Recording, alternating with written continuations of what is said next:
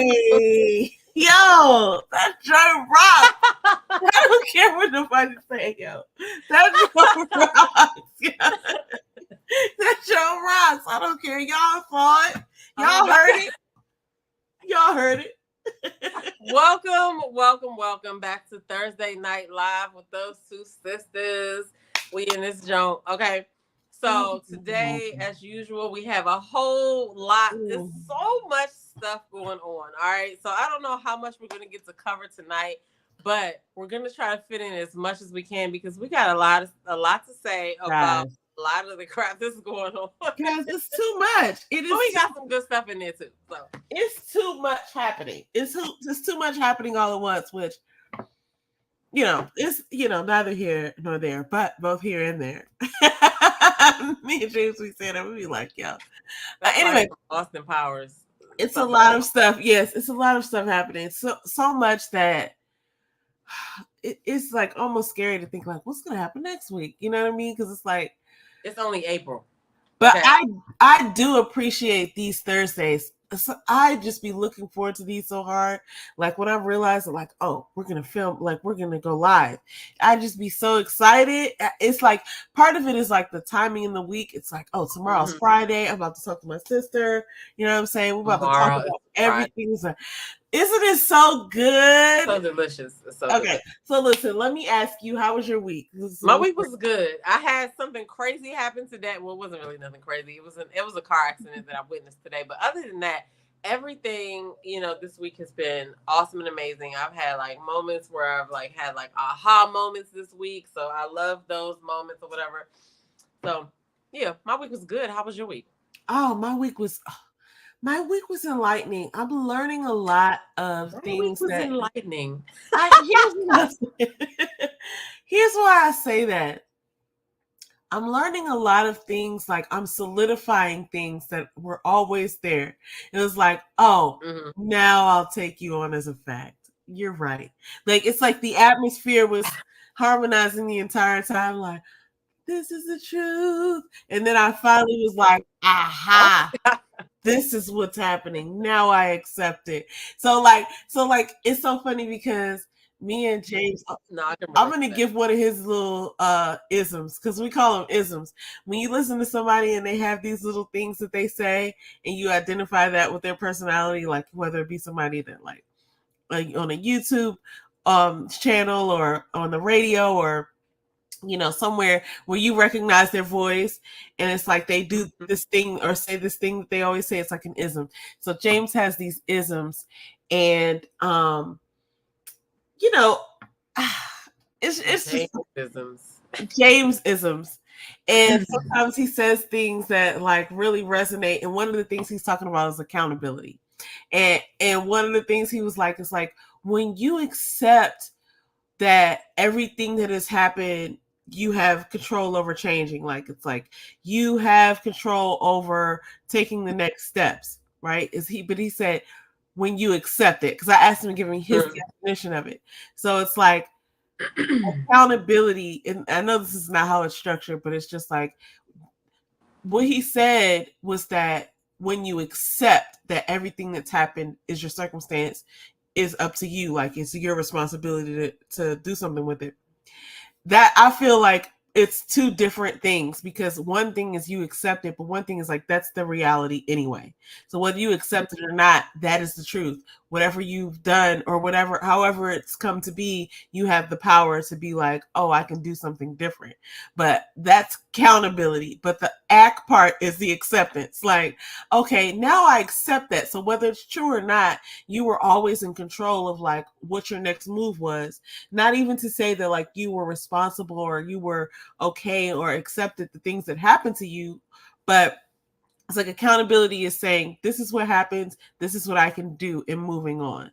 So anyway, I totally agree with that because like I always say that you are the only person that can hold yourself accountable. Like you can suggest that I hold myself accountable, but I actually have to accept, right, whatever it is. So I agree with that. Listen, that's what happens to me all week. All right. I used to think, well, I gotta stop watching these people. I gotta stop watching these people. But then I said, you know what? If it's people are not just one way, right? Mm-hmm. Everybody has different aspects. And once I started thinking that, it started being like revealed to me, like, that this is how, like, this person may do this, but like, look at what else they know. You know what I'm saying? So I've been dealing with that a lot this week or whatever. So anyway, I just lost the point of why I was gonna say that, but no, it's all good. We followed you the whole way. Like you delivered. You So did, you're my sister. Anyway, no, it's not even that. I'm sure tell us what we're talking Yeti. about today. Tell us what we're talking about Okay, today. I'm listen. gonna watch this video back and I'm gonna be like, that's what I was trying to say. Keep well, you didn't sound crazy. Whatever you said made sense to me. So I bet it made sense to everybody out there. So you're fine. But listen, we got so many things that are happening amongst us. And I feel like as a culture, we have to talk about some of this stuff to sort of process.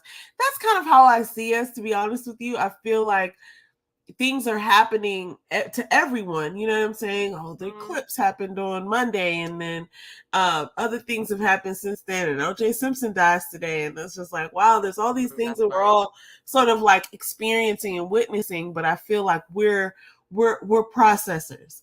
I feel like we're two people who are going to be like, okay, well, let's take this and hold it in our hand and look at it. What does this mean? You know what I'm saying? Okay, this goes over there. This goes over here. And how do we feel about this? So yeah, I love talking to you. That's one of the reasons why I look forward to Thursday nights. But anyway, as you asked, what are we talking about? So one of the first things we have to talk about is this is a regular guy who I've been following him for some time. So I know you were like, we all have to think about like whether we're being scammed or not. But this guy is a real deal because I've been following him for some time. This man, I'm gonna put him on the thing. He has a Instagram handle Teasway Inc. _ somewhere in the middle of there. But he gives these shoes out to people. Basically, he goes through these like drive-through, like fast food places, and he gets like, I don't know where he's getting the hookup on these shoes. He might just be going to like thrift stores. I don't know. But he will so people cash app him, I suppose. I've never cashed apped him myself, just to be clear.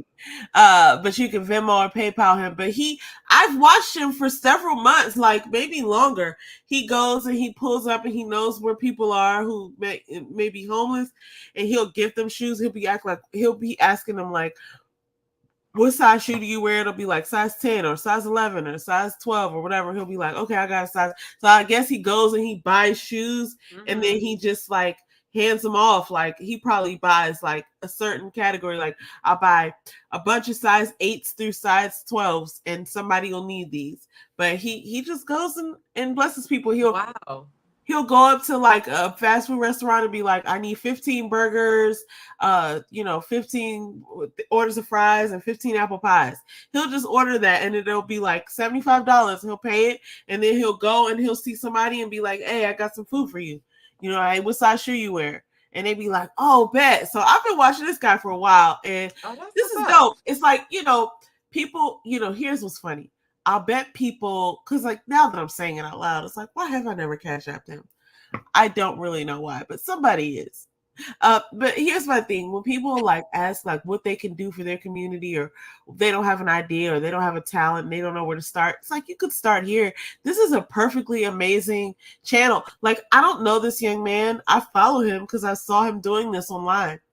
This is a perfect thing. It's like, if you want to, this is a nice thing that he's doing for the community. Yeah, I'm not. Yeah, so like, speaking about cash apping people, right? I use Cash App to donate to people the same way I use cash to donate to people, like random people on the street, right? If you're somewhere walking down the street, here we live in, the DMV area, so you can be walking down the street in DC, you can see homeless people, or you pull up to a stoplight somewhere and you see some homeless people. If the spirit moves me to give, I'll give. And I do Cash App the same way. I like what he's doing. And so, like, if I was watching what he was doing and the spirit led me to give, then I would give. But Just understand that that is the point. Like, if you are led to give, Yeah, you give. That's it. If he's doing that's something it. crazy with it, that's his problem to bear. You gave with good intentions. So, but I think that's good because, like, think of how many people, how many homeless people it is in our city alone. You know what I'm saying? Hello. I So, remember one time a few years ago, maybe more than a few years ago, maybe it was like 5 or 10 years ago, but we were leaving somebody's house, maybe one of our aunts or our mom or something like it, Thanksgiving, and we had our plates. And we were over there near South Capitol Street, and some man was out there like, "Hey, can you give me some money or whatever?" And Demeter was like, "Well, we got these Thanksgiving plates." And he was like, "For real?" Yo, he was so happy with the Thanksgiving plates. yo, He and was those were so some happy. bomb Thanksgiving plates. Okay, that man Yeah. got blessed that Yeah, night. he All did. right, He it did. like because everybody can't really cook, but he got blessed that night. But like I've had people though that I've offered food to that did not accept the food. They would rather have had the cash, and it ain't cussed me out or nothing. But it was just like, some people you could just, I guess it depends on where people are in their walks of life or whatever. But I offered this dude the sandwich because I hadn't eaten off the sandwich. Like the same, I got it, and something happened, and I just happened to still have the sandwich. But that was when I was working downtown in DC, and I know it was from a great place. And Yeah. I don't want that. Give me the money, and I was just like, yeah, I'll just keep my sandwich, okay? Like, first of all, you don't get to decide what somebody gives you. And No. that's one of the things that I've been noticing about God too, is because it's like you'll ask God for money, but he'll just give you what you need. Like you think you need money to do a thing like, God, I need money so I can get a car. Mm-hmm. This has happened to me, guys. This is so funny. I was praying for money to get a car. I was like, God, I need to get a car. I need to get a car. Please give me money to get a car. And God was telling me, like, you don't even know who I am, right? And he just this is so funny. And he just gave me a car and I didn't have to pay for it. And I was like, wow, I guess I didn't need the money. So sometimes you think you need money so that you can get a house, so that you can get whatever, but it's just like you just probably need God because God's just going to give you the thing. And then you didn't need the money. And that's really kind of more powerful because it's like you could use money to trade for anything. You could, Mm-hmm. but it's like when God just go ahead and get you the thing, and it's like, oh, you thought you needed money, but you don't know who you're talking to. I'll just give you the car, right? And it's just like, oh, wow, right? You know what I'm saying? Like, okay, like I didn't need what I thought I needed. And So I think you have to know what she's talking about too. And it wasn't even a bad car. It was from are we talking about the same thing? yeah, probably. It wasn't even like a bucket. You know what I'm saying? I So think we have a God delay. blesses in abundance. We might Oh have a delay, shit! but that's Another okay. delay. Yeah, we do. All right, so let's test it. 1, 2. 3. Oh, it's a 2 second All right. delay. It's not bad. Okay, great. How did you know it's 2 seconds? This lady's a science. Because once I say 1, 2, I just count the seconds between you saying the 3, and Oh. I don't even know where I picked that up at. So can But I do that too? 1, 2. 3. Oh man, it works on It both mean sides. then it Oh, means I have the biggest delay. no, you had 2. But I feel like I said 3 right after you said 3. Well, I guess it depends on when you heard it. It doesn't matter. These people on the internet are watching us have this conversation. This is the shit that, but honestly, this is the shit that sisters do though. Like we used to have conversations about random shit. So you guys are just into it. So anyway, back to the list. Back to the list. Thank you for Back the to the people that list. are watching us go through our sister conversations. Listen, man, this is crazy because I ain't even gonna tell everybody what happened in our group text. Oh god. But OJ Simpson passed away today at 76 years old from cancer, which I didn't even know he had cancer. OJ Simpson has been in a lot of our, news feeds. I mean, for decades, And so I couldn't believe he was 76, but apparently he had prostate cancer and he went for a treatment And next thing you know, I guess it didn't, go the way, obviously, the way that anybody wanted it to. So, so there's that, everybody. And he was surrounded by family and stuff like that. So, I mean, listen, OJ, I'm not going to say what I said earlier, but OJ lived a full life. You know what I mean? He was blessed. Okay. I don't even know how else to say it, but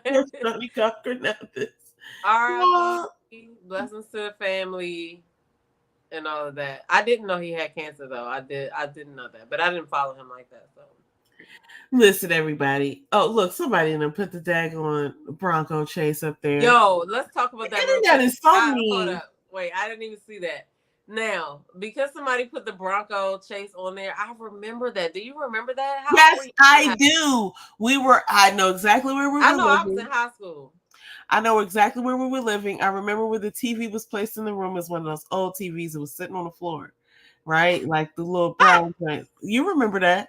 And I remember like, why is this? It was like a Friday or something, because whatever it was either Thursday or Friday, because I was waiting for like certain programming to come on TV.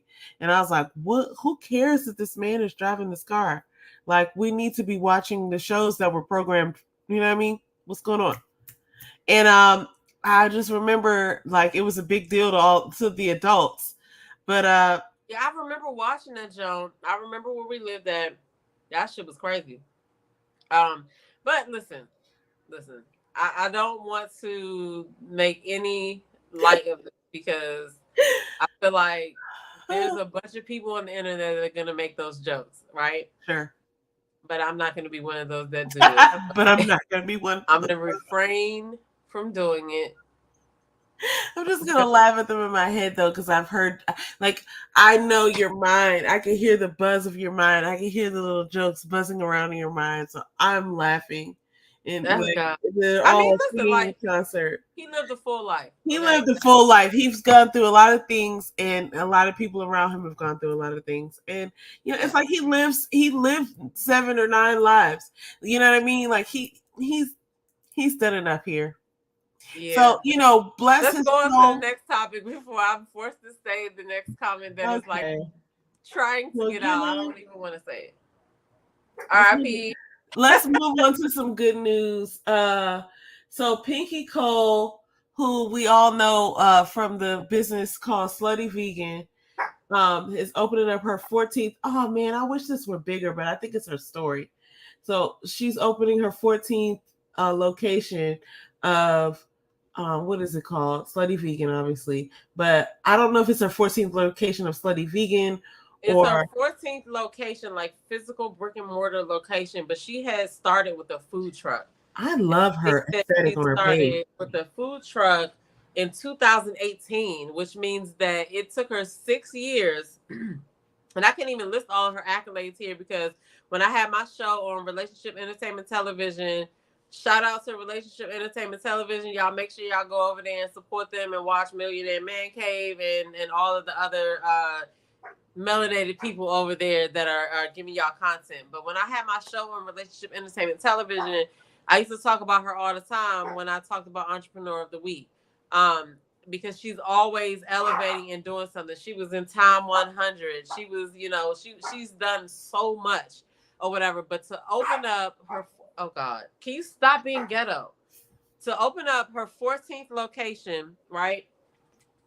When she opened up that first food truck in 2018. So that's only 6 years.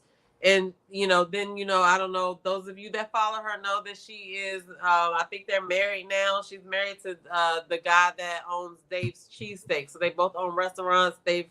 She got French, you know what I'm saying? Like, she's like, this is like what we should be focusing on doing. Like, whatever your craft is, whatever your talent is or whatever, right?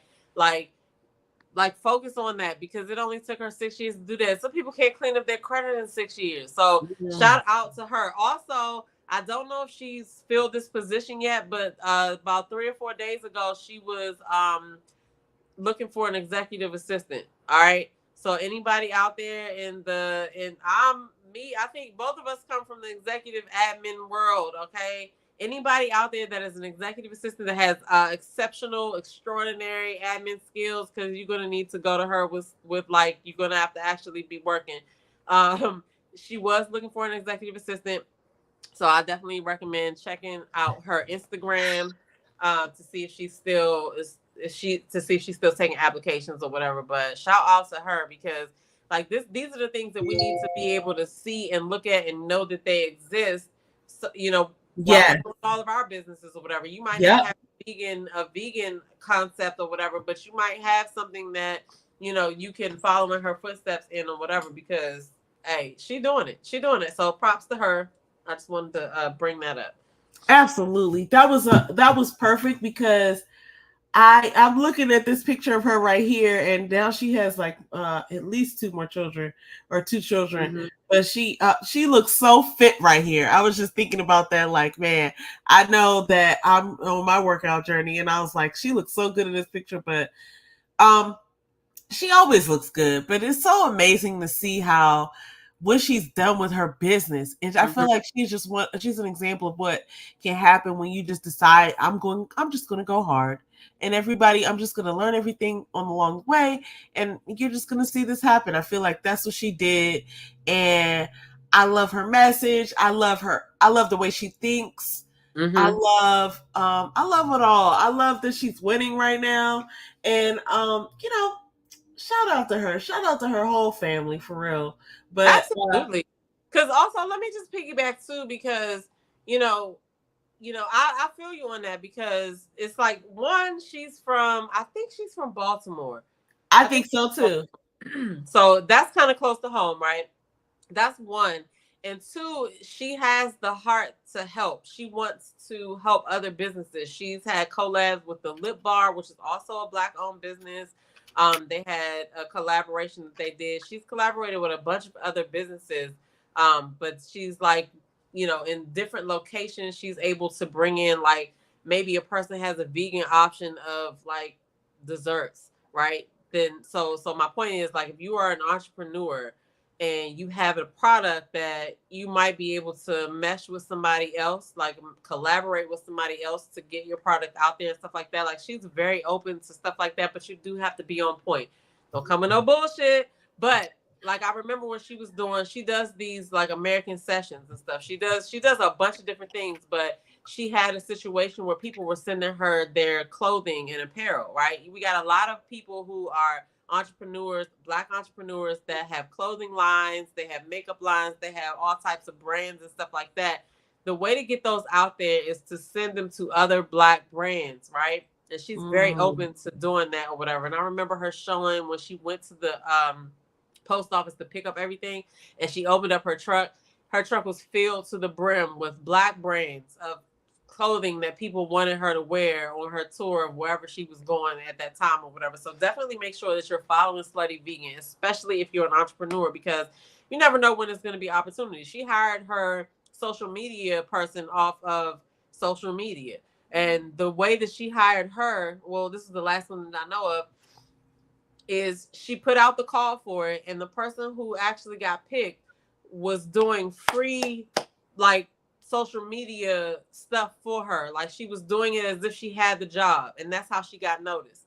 So like, and then now she's looking for an executive assistant, right? An executive assistant wouldn't necessarily think of an entrepreneur to work for, right? Because we come from the corporate world. Most of us come from the corporate world or whatever, but your services could also be used in a bunch of small Black businesses, because you have an expertise of running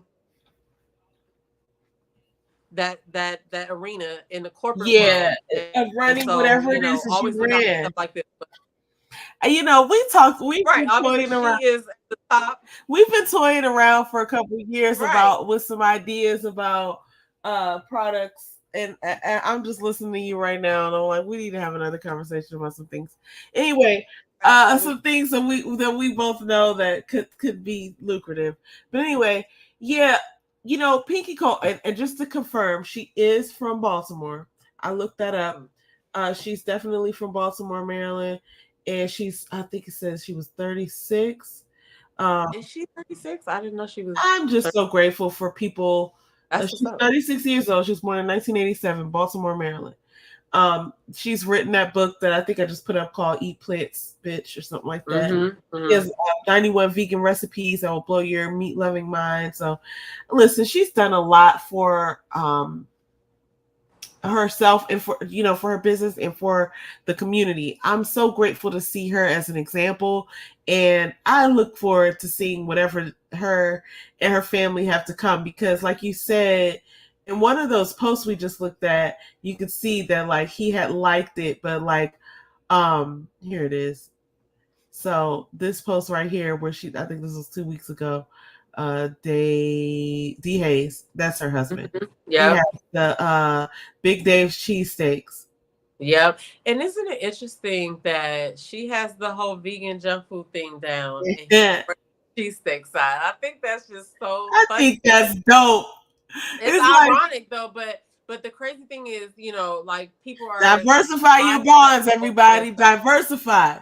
Listen, so shout out to them. Shout out to them. So anyway, I'm off my soapbox on that. But No, that's what's up. And I didn't even anybody who have watched anybody who watched my show, What's Going On Relationship Entertainment Television, knows that that was the main entrepreneur that we talked about on that show. So I digress. No, you don't digress. This is exactly what we like to talk about here on Those Two Sisters, on D City Life Sisters. We just want to talk about all the Black people doing all the amazing things, and there's so many of them. It's like, where do we start? We can't even end because there's so many Black people out here just doing amazing things for our lives. You know what? I'm gonna tune you into another. Shall I? No, this is so funny. So no, we talked about. I mean, I don't care. I'll talk about this lady all day. You cannot stop me. It has to be Tabitha Brown. Listen, let me tell you something, people. This lady right here, Donna and Tabitha and Abitha and These all three ladies. I guess we got to say three, maybe four, because she has Armitha. Listen, they all out here working, okay? They're all here working so hard that now not only is Donna's recipe in Ulta, but now it's in Target as one of the permanent products on Target shelves. And you were saying that also some of her food products are there. Yeah, so she has a pasta salad, she has a hummus, and obviously she has the popcorn or whatever. So I'm gonna call my local Target to find out when they're planning on stocking the shelves, because I've been in there 3 or 4 times in the last 2 days. Mind your business. In there. Look, that's your business. That's your business. I think that if they don't have it in there by next week, I'm gonna do a video and I'm gonna be like, I'm gonna do a video and I'm gonna be like, Auntie Tab, listen. What's up? And she's probably not gonna see it, but I'm still gonna do it. I'm like, they don't have your product in the Target where I'm at. What do I do? So anyway, what do I do now? What do I do now? But you know what? I do believe that there's probably a couple Targets around here. So like, I'm a weirdo, and I have like favorite Targets and favorite. What is your favorite Target? Staples and favorite. Okay, so my favorite Targets, there's one in Bailey's Crossroads. Bailey's Crossroads is a superior Target. There's a Target in Merrifield, Virginia, that is actually dangerous to get to, because it actually sits up on like a 3rd story. You have to take like 2 escalators to get up to the Target. Yeah. And I always think about that when I'm over there, like, oh, don't lean over the side of the escalator. But they have a superior Target. They have just brands of things that you didn't know existed. And they're at that Target. That was my question. What makes it a superior Target? But okay. So it's larger than other Targets. Another one is down on in DC. It's is it Capitol Heights? It's like a 2-story Target, and it's like a regular Target, but it's 2 stories. So they have everything, and it's like, see, I don't need to go to that Target. Oh my God, they have so many things. It's like, wow.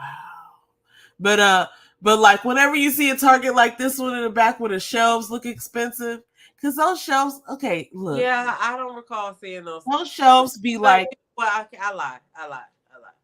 There's a section in my Target that has stuff that looks like that, but no Tabitha Brown products are over there. So I don't know. But also that's not the what I was looking for. But so I gotta go check. I'm not gonna say that it's not there. I'm gonna go check first. But next week, by the time next week comes, I will be making a video, not a call, but I'll make it a video saying, just saying that it's not first world problems, right? I don't have the Tabitha Brown Target products in my Target. Oh my goodness. Anyway. No, I'm not mad at you, but I think there are some Targets that hold her products. Okay, so anybody that's in the DMV area, if you've been able to go into a Target and Tabitha Brown popcorn, let me know, because I just want the popcorn. Let us know where you found her products, because I don't have any problem getting her hair products, and I think her hair products are superior. I believe her hair products are superior. I know, but I mean, like, even using them in my hair, I feel like, okay, this is a different thing. Like, this is a different grade of material. Like, it's not like the other things. And I used to, listen, I'm not going to put anybody down, but like, there were other brands that I used to have that level of trust in, and those brands are still okay. But this is a really good brand. So I appreciate her brand of hair products, Yeah, I like it. For sure. Anyway, all right, listen, let me say this too, because we're going to talk about what to watch next. And Tabitha Brown is everywhere, apparently, because she's also on Lewis House. Now, I've been on Lewis House for a little bit. I think I had heard his name and I'd seen his interview with Kobe, but I didn't know who he was. And then maybe like a year or so later, you were like, oh yeah, it's like Lewis House said, or something like that. And I was just like, who is she talking about? And that's when I went, and you put me on him and Kyle Cease at the same time. And both wonderful, wonderful human beings.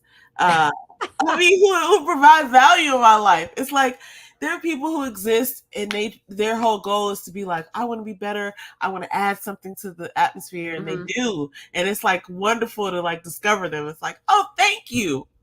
Oh, thank you for doing this. Like, thank you for saying that. That's amazing. Yeah, I love his interviews.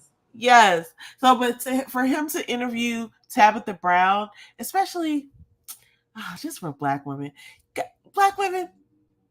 come on, lean on in. We're having a good year. We're having a really good year. Okay. Things are working out for us. Things have been working out for us for a long time, but this year I feel it's one of the deserving years for us. And I'm so proud to see people like Tabitha Brown getting the accolades and the attention that she deserves. I'm so proud to see like music being done, like business being done the way it's being done. And we're doing the things, Black women. So I'm so proud and excited for us. But yeah, this is an interview that I haven't even watched it yet, because there's so many things out there that I need to watch, that I have been watching. This was recent? Yeah, I think this was like the other day. Wait, I can look at it. I have to keep talking, because I'm about to put you on. I'm about to go on mute so I can take care of your nephew dog. But cool. No, this came out a day ago, so it had to be yesterday. Yep, it says it was released yesterday. Because I remember I clicked on it and it wasn't available yet. It was like 10 a.m. or something, whenever it premiered. So this was just released yesterday. I appreciate her, seeing her on all platforms. I just think she's such an amazing person, and I feel like her beauty just shines through because she's like a truthful human being.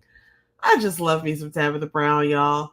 But the fact that she's on Lewis House, and Lewis House has interviewed like amazing people, and now he's interviewing Tab.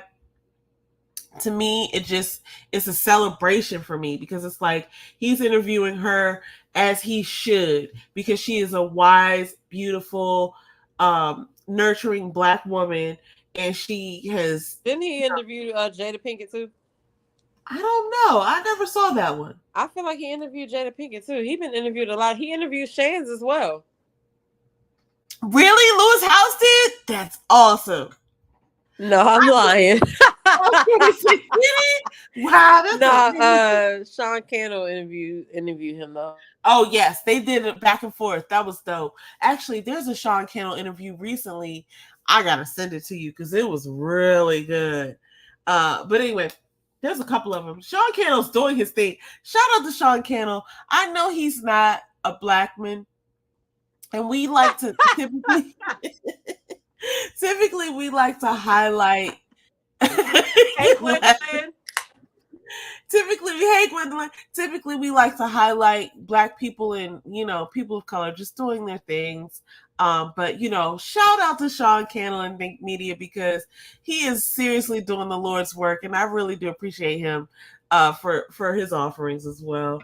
But Think Media is a hell of a force to be reckoned with. So I really do appreciate them, even though they're not, you know, typically what we discuss.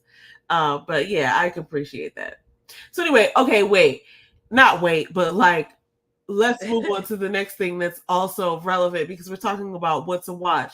We're talking about Tabitha Brown. Obviously, we're going to talk about Club Shay Shay. There's a new interview out with Shannon Sharpe and Cam Newton. First thing, I know this is not right, y'all. The first thing I could think is like, these dudes are huge. Like, it's just two huge dudes sitting there with their legs crossed talking. I'm not used to seeing this, but they're both interesting people. I respect both of them. Cam Newton recently got into a little bit of drama because at one of his events, some drama popped off, but he survived it and he took accountability for things, and he's fine. I didn't feel like he needed to even take accountability for things, but support and love going out to both of these people. Cam Newton and Jasmine, what's her last name? Jazzy. All I know is I love watching her content. I cannot remember her last name. You know who I'm talking about? His baby's mom. No, I don't pay attention to him like that. So you're gonna have to explain it to me. Who is she? I didn't know that he and her were dating. I knew who she was, because she was on like this BET show, but she's also like a comedian, and I'd seen her online, so I knew who she was based on that. And then all these rumors started coming out that she was Cam Newton's girlfriend, and I was like, I didn't really care, but apparently that's how she was being identified. But I forget her name. Her name is Jasmine something, Jasmine White maybe, or Jazzy something. I can't remember. You definitely know who she is, because she does like skits and comedy, and you've seen her face before, and she's on like a Tyler Perry show or something like that. But anyway, she's pregnant, or she was pregnant. I think she gave birth already to their child. And her and Cam Newton have a new baby. But they seem like they're equally sort of like matched. Like, okay, Jasmine Brown. Yeah. She's so funny. She's really hilarious. But they seem like they're a good match. Like, I could see how they fit together. But anyway, this part of the story is about these two big dudes who are sitting there on the set, and I just was like, how big are these chairs? Because these are two football players, you know what I'm saying? And it was just so funny to me, because they're like two of the biggest people you probably would see in a room. Like, and they have their legs crossed, and they're having this like. I was about to say, Shannon Sharpe, his outfits are interesting. He's supposed to be 6'2", and Cam Newton is supposed to be 6'5". So yeah, they're big dudes. Like, they're big dudes, and they're sitting there, and listen, they're so civilized. You know what I'm saying? But look at them with their legs crossed. They're so funny. Okay. It's like they're having tea and crumpets. You know what I'm saying? Listen. It's hilarious.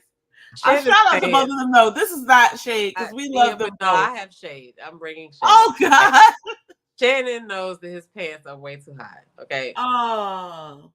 Anyway, that's just my opinion. He ain't looking at me, so I ain't really got nothing to worry about. But it's a whole nother story about Cam Newton. But I don't want Craig to be down my back if I start talking about Craig. Listen, don't you upset Craig, because Craig will be vocal about that. Jasmine Brown, I've never heard of her. I just subscribed to her now because you said it. I've never heard of her, but she has 2.3 million subscribers. But that just goes to show that like it's always somebody that's new that's gonna follow your page, because she didn't need my subscription, but she got 2.3 million subscribers, but I didn't know who she was. You're gonna laugh. So my She's point is, hilarious. to content creators out there that don't have 2.3 million subscribers, still push your content out, because you just never know who's gonna end up following you. Okay, but anyway, so she's funny. What kind of content does she do? She does like So she does some stand-up stuff. So like she just had a baby, like within it had to be within the last like 2 months. She just had a baby, so I don't know what she's gonna do like recently or what you're gonna see on her page recently. But what she does is she does like some skits. She does stand-up. She has done some things where she let's see, like, so there's the skits, there's like she'll play different characters, like she has a group of friends that she'll do skits with, and then she also has like you know, I gotta see if this is her before I start promoting this lady, because she also does, so she does I skits. just realized though, But I that feel I like she plays characters. That's what it is. That's what I want to say.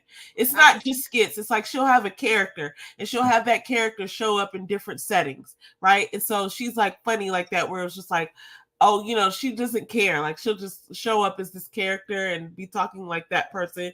So there's that, but then she's also got an acting career. So she's been on a couple of, the only thing I've seen her on is like maybe like a BET movie and a Tyler Perry show. So, but she's doing her thing and she seems like a positive person. She there's this podcast called Keep It Positive, Sweetie, and it's with this actress from Zatina, or not Zatina, it's called Zatima. Oh, from Sisters. Yeah. Zatima. Yeah. Zatima. So the person, I forget her name right now. Her name is Crystal, maybe? Yeah. Okay, so she with does the Veil. She does. She's in the show. She's with the Veil. Yeah, but he's right in real life. She's single. He's married with his kid and wife. And but she's really close with the family too, though. Yes. But she seems like such a cool person. Like I've watched a few episodes of her podcast. If you watch one episode of her podcast, you're gonna get hooked and you're gonna watch like 4 more. What was the name of her podcast? It's called Keep It Positive, Sweetie. Okay. And she, in one of the episodes, she interviews Jasmine Brown because on the show, her and Jasmine are not cool because she's trying to get with her husband or something. It's funny because I never watched the show, but I've watched all these clips from the show. So I know the characters, but I don't know the scenes. Isn't that weird? I gotta catch up on it because I used to watch Sisters, but then I fell off, and then I never watched Zatima. But I always liked her character, and obviously I always liked the Veil. And so I thought that was good that they had a spinoff or whatever. But I've only seen whatever clips have been online. But I saw a post that he put on there recently about how, like, you know, cool she was and how close she was with his wife and stuff like that or whatever. And I thought that was really cool because, like, you know, what scenes with her husband. I've always thought that was an interesting relationship, but I do believe that they are platonic. But he put up a post recently, or maybe it was their family, that I thought was so dope. Him and his wife, what's her name? Starts with a K. It'll come to me. Oh my God, why can't I remember? It'll come to me because she's a beast. And they have these boys. They have 4 boys, I think. And every night they work out together, all of them. Like, isn't that cool? I was like, that's so cool. The family is working out together. Like, I just thought that was so cool. I don't know. Maybe there's something that a lot of people do, but that's dope to me. I was like, you know what? He calls her K, but I can't remember what her name is. KK or K, but I can't remember what her actual full name is. I'm just kicking myself right now because me too, because I know what it is. I feel like that you used to work with. Damn, what was Kadeen? Is it Kadeen? I think it's Kadeen. Yeah. What were you gonna say? Go with Kadeen. Yeah, I think that's her name. Hey, baby. Yeah, I'm gonna go with Kadeen. Your nephew just got in the house. Hey, world. Hey, young world. I got you a potato in there. Okay, listen. I thought it was really cute really cool how they would work out as a family, and how they just, I mean, they all have a vibe. But anyway, keep it positive, sweetie. Jasmine, Cam Newton's baby's mom. I don't know. I don't want to say baby's mom. His mother's child. His child's mother. His mother's child. Golly. His child's mother just had their baby. I don't know how long ago. I'm not even gonna bring it up because I don't necessarily want to get in their business like that. But now these two guys are on TV, are on Club Shay Shay. I hope this does well, because everything on Club Shay Shay, I mean, I just feel like he does a really good job. I'm not gonna lie. I can appreciate this man's platform. I always go back to see how many views the Cat Williams. How many is it at now? It's got to be at like 64, 65. We about to find out right now. 68 yet? Huh? It hasn't reached 68 yet? I don't really know. That's Listen, crazy. I'm not saying that I know. I was just saying. No. I was asking if I thought you had it right there. There we go. There it is. 66. Oh, we need 2 more million. It's stalled, everyone. Look, I need to go back and watch this. I just need to go back and watch it, because, like, why the hell not? And then Monique is up at 14. Like, who does that?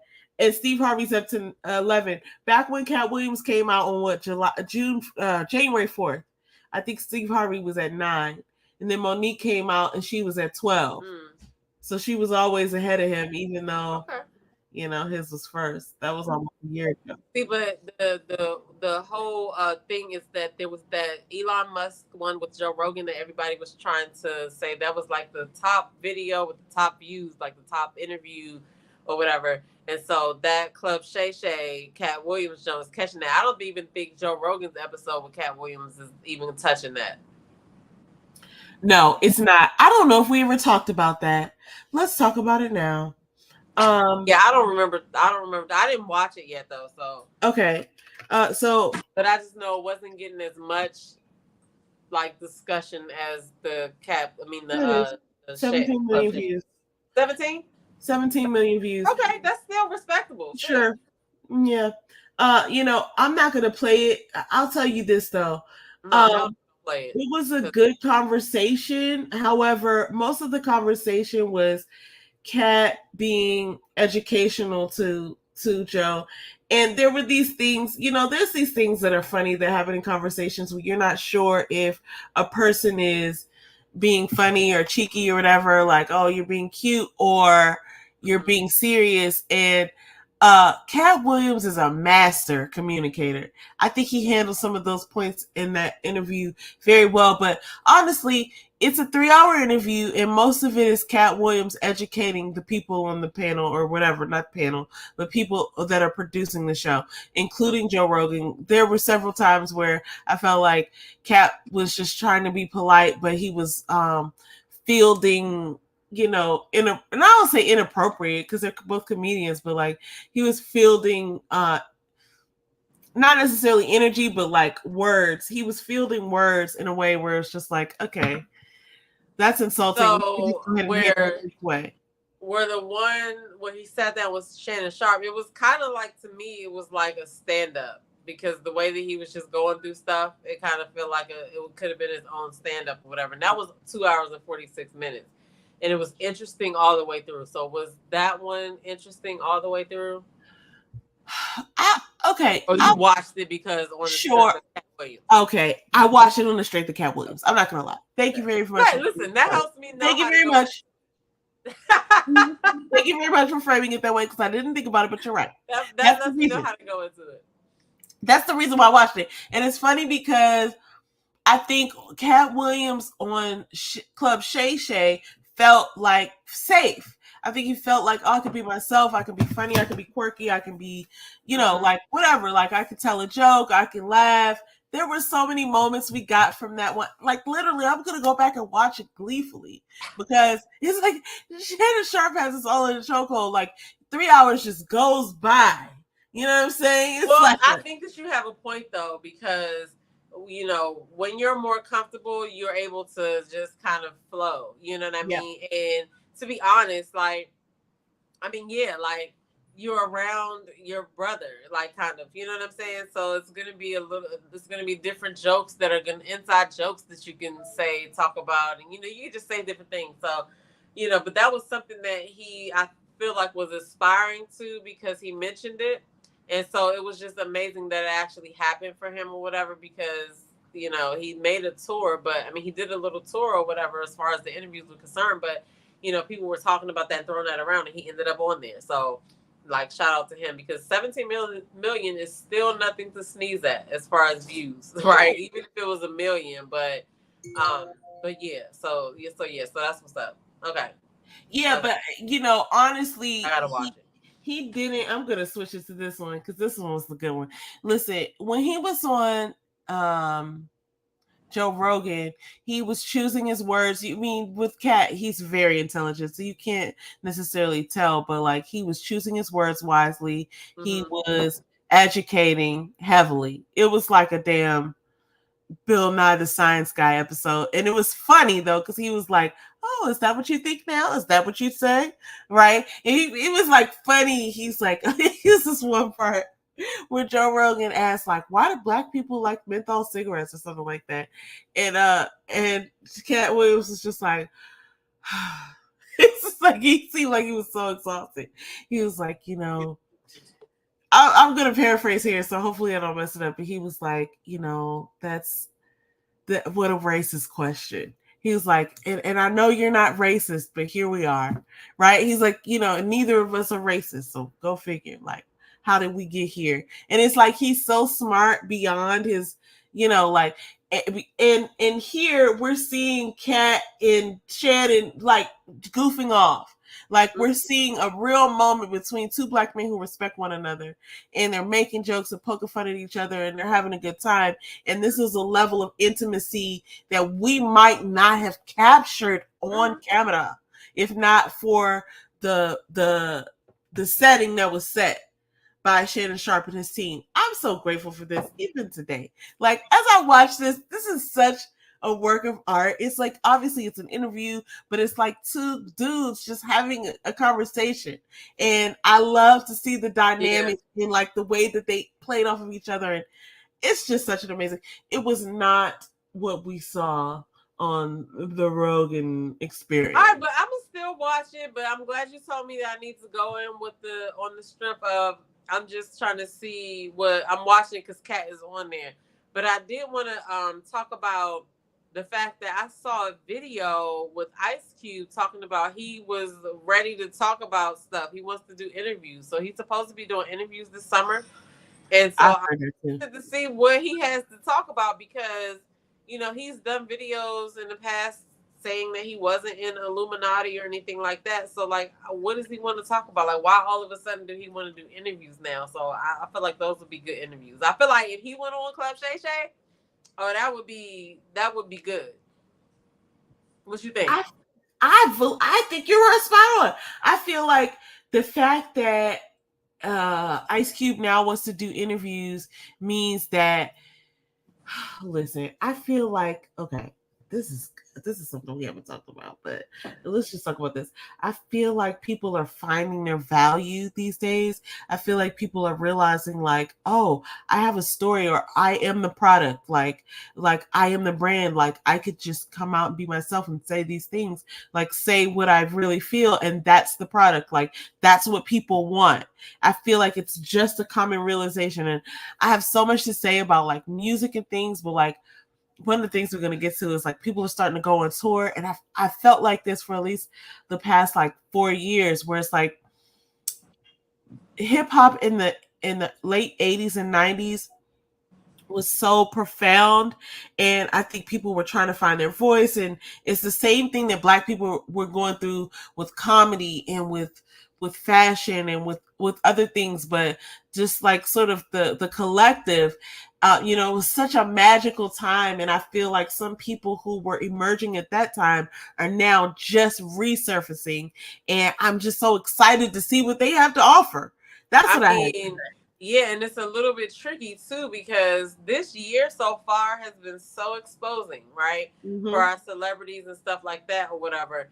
And I feel like, like you said, they not grew up, but they were popping in a time where just a lot of stuff was misunderstood, and people were just trying to make something happen. So like, who knows what he saw and what he wants to talk about, but I'm all here for it. I'm all here. I'm all ears. Like, who doesn't want to hear from Ice Cube? And this is let's frame it like this, because here we are, everyone. Now we're here. And I know what I'm talking about because I was there. Here's what I want to say about that. Imagine that for years have gone by and people witnessed all these things, like, Diddy like things, R. Kelly like things, just things. They witnessed all these things and nobody ever wanted to hear about it. And now here's the year that everybody wants to hear the truth. And here comes Ice Cube saying like, oh, y'all want to hear the truth? Like, let me speak. I think that's what this is. Part of me feels like, is he really going to be like honest about stuff? Or it's like, what is he? Absolutely. Like, what is his motive of being like, all right, well, now after 20 years, I'm going to talk? Okay, first of all, think about everything you've ever heard from Ice Cube. It was always the truth. He's never been a motherfucker. Did you hear when he came and chimed in on the Cat Williams stuff? Yeah, he never said anything.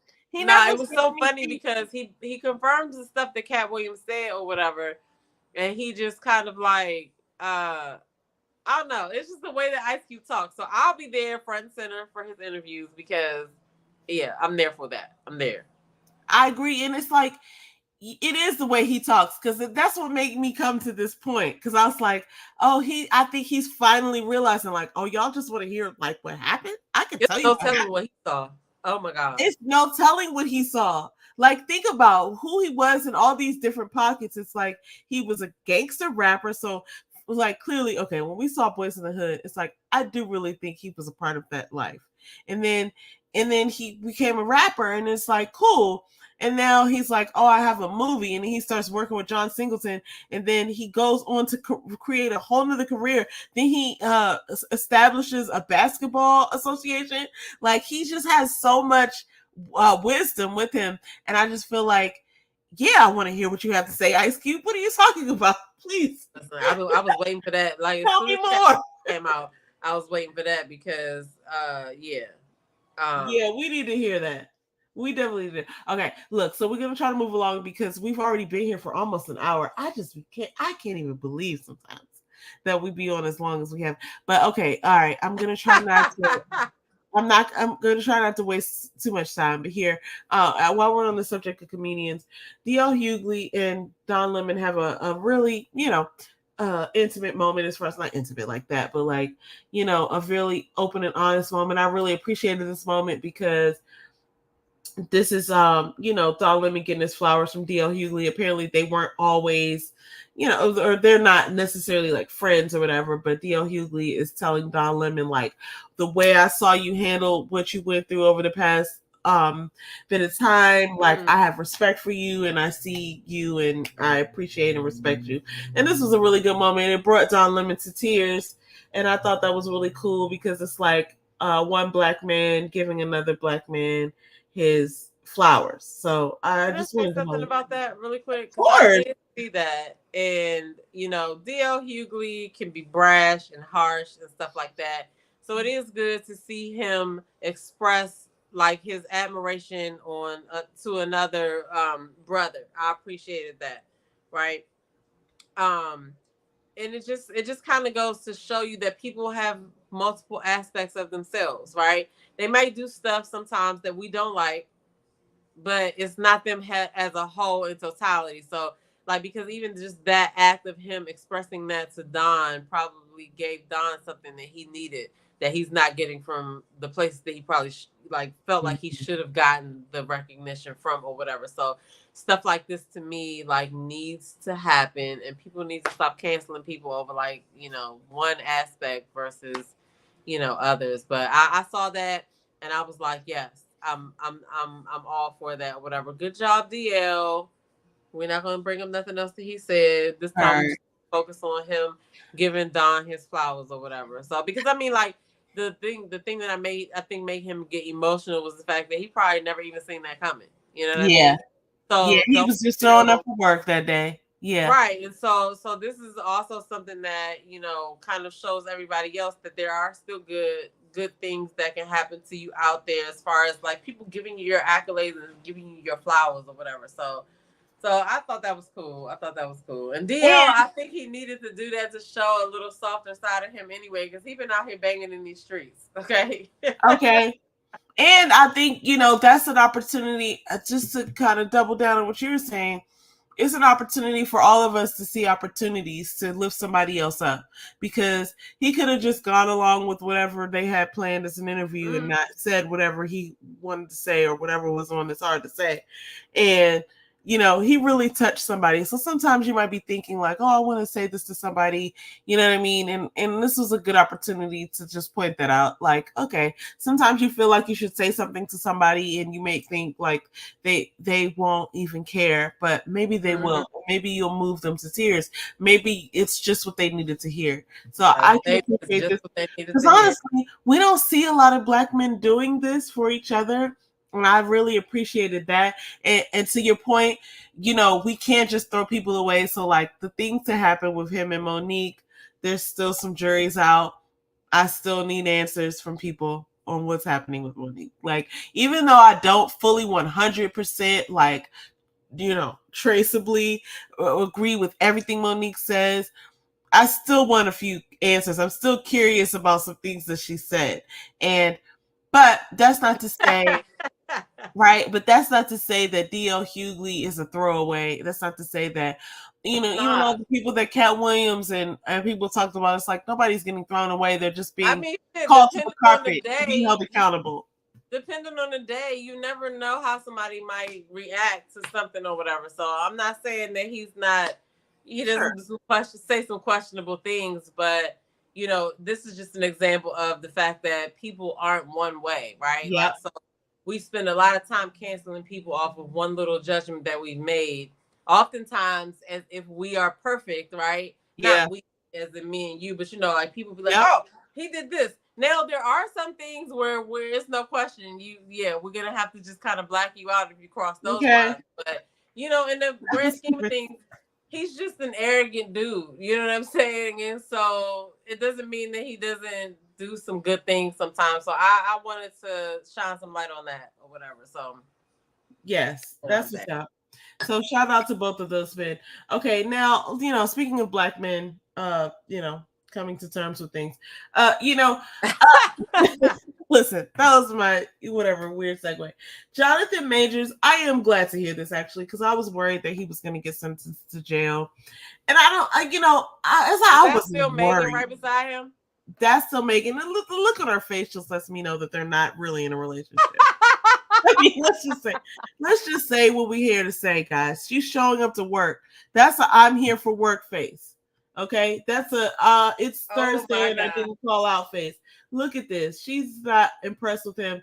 He has on his grandmother's jacket. Like we're not going to sit here and pretend that he's a delectable dish or that this is it for. Dish.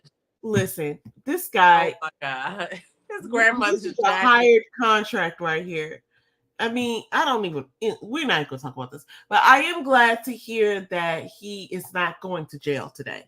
Okay, everybody, that's what this is. This is a celebration of a Black man not going to jail today, and this is the song. So we'll play the song right after the show. So stay tuned all the way throughout the show. Right? And you have to comment, like, subscribe, send a 113-word essay to smile.com and then hold it longer, because it's not this. And then I feel like you gotta nod your head too, but I might be wrong. Oh wait, I might have it wrong. You just gotta put a post together or something. What did I do? I did like this. Yeah. I don't know listen, I don't get it, but it's fine. Jonathan Majors is free, y'all. He is free as a freed slave. That is his grandma's jacket. Like, okay, we are going to talk about that. Megan Good showed up to work. Please, she clocked in, everybody. Give her paycheck. and we don't care about the rest of it. I'm glad that he's not going to jail for this foolery, and hopefully he can move on with his life. Listen, at the end of the day, I'm so glad that he's not going to jail, but it has to be like crazy for him to sit and think about the fact that he literally had to run through the streets to like try to get away from her at one time.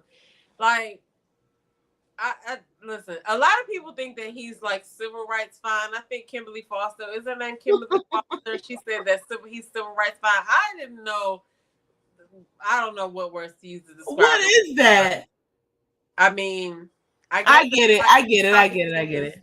The grandma's jacket with the present day personality or whatever. But I don't know. But he needs to just kind of like have several seats and just. I think so. Stay out of stuff like that. Like, just go and sit down, sir. Just go and sit down. There's seats on the left. There's seats on the left and the back. Please take that jacket off and go and sit down. That's what I just want him to do. I just need him to do that. Anyway, okay, so the next story. Okay, so here's what we're going to talk about, guys. And because we got to get into the real thing. So everybody knows the Know For Sure podcast ended sometime last year, and Megan Ashley and B. Simone sort of like went their separate ways. Megan Ashley, and I wanted to talk about this before actually, Megan Ashley has settled herself into her new podcast called In Totality. I think she's the real deal. I think she, she's doing pretty good over there. She's got about 130 something subscribers at the end of March, because she had interviewed 130,000. I'm sorry, 130,000. Oh, back on them 1,000. Didn't mean to say it that way, but you're right. Thank you so much. She interviewed with Dear Future Wifey with Latarius at the end of last month, and she didn't have, this is the clip, one of the clips right here. She didn't have 100,000 subscribers. I think at that point she had like a high 80s or something, and at the end of March she must have gotten into the 100,000s, and then it's April now. It's like April 10th or 11th, and I think she has like over 130,000 subscribers. So I think that's so dope. I love what she's doing. I love her spirit. I love her energy and stuff like that. Now, there's some things that were never explained about the way that the friendship ended, because the only reason I knew who she was because of B. Simone. But I've watched a bunch of her podcasts, and I really appreciate her platform. Yeah, I didn't know who she was before then, but I did like her personality. But I'm gonna let you continue because I don't really fully understand what happened. I know that they kind of ended their friendship. They tried to therapy, and they had the episode or two where they were discussing it, and then she ended up starting her own podcast. B. Simone kind of disappeared, and then she resurfaced with her podcast. Has she had her first episode yet? Yes. B. Simone, you mean? Yeah. What was it? Was it last night?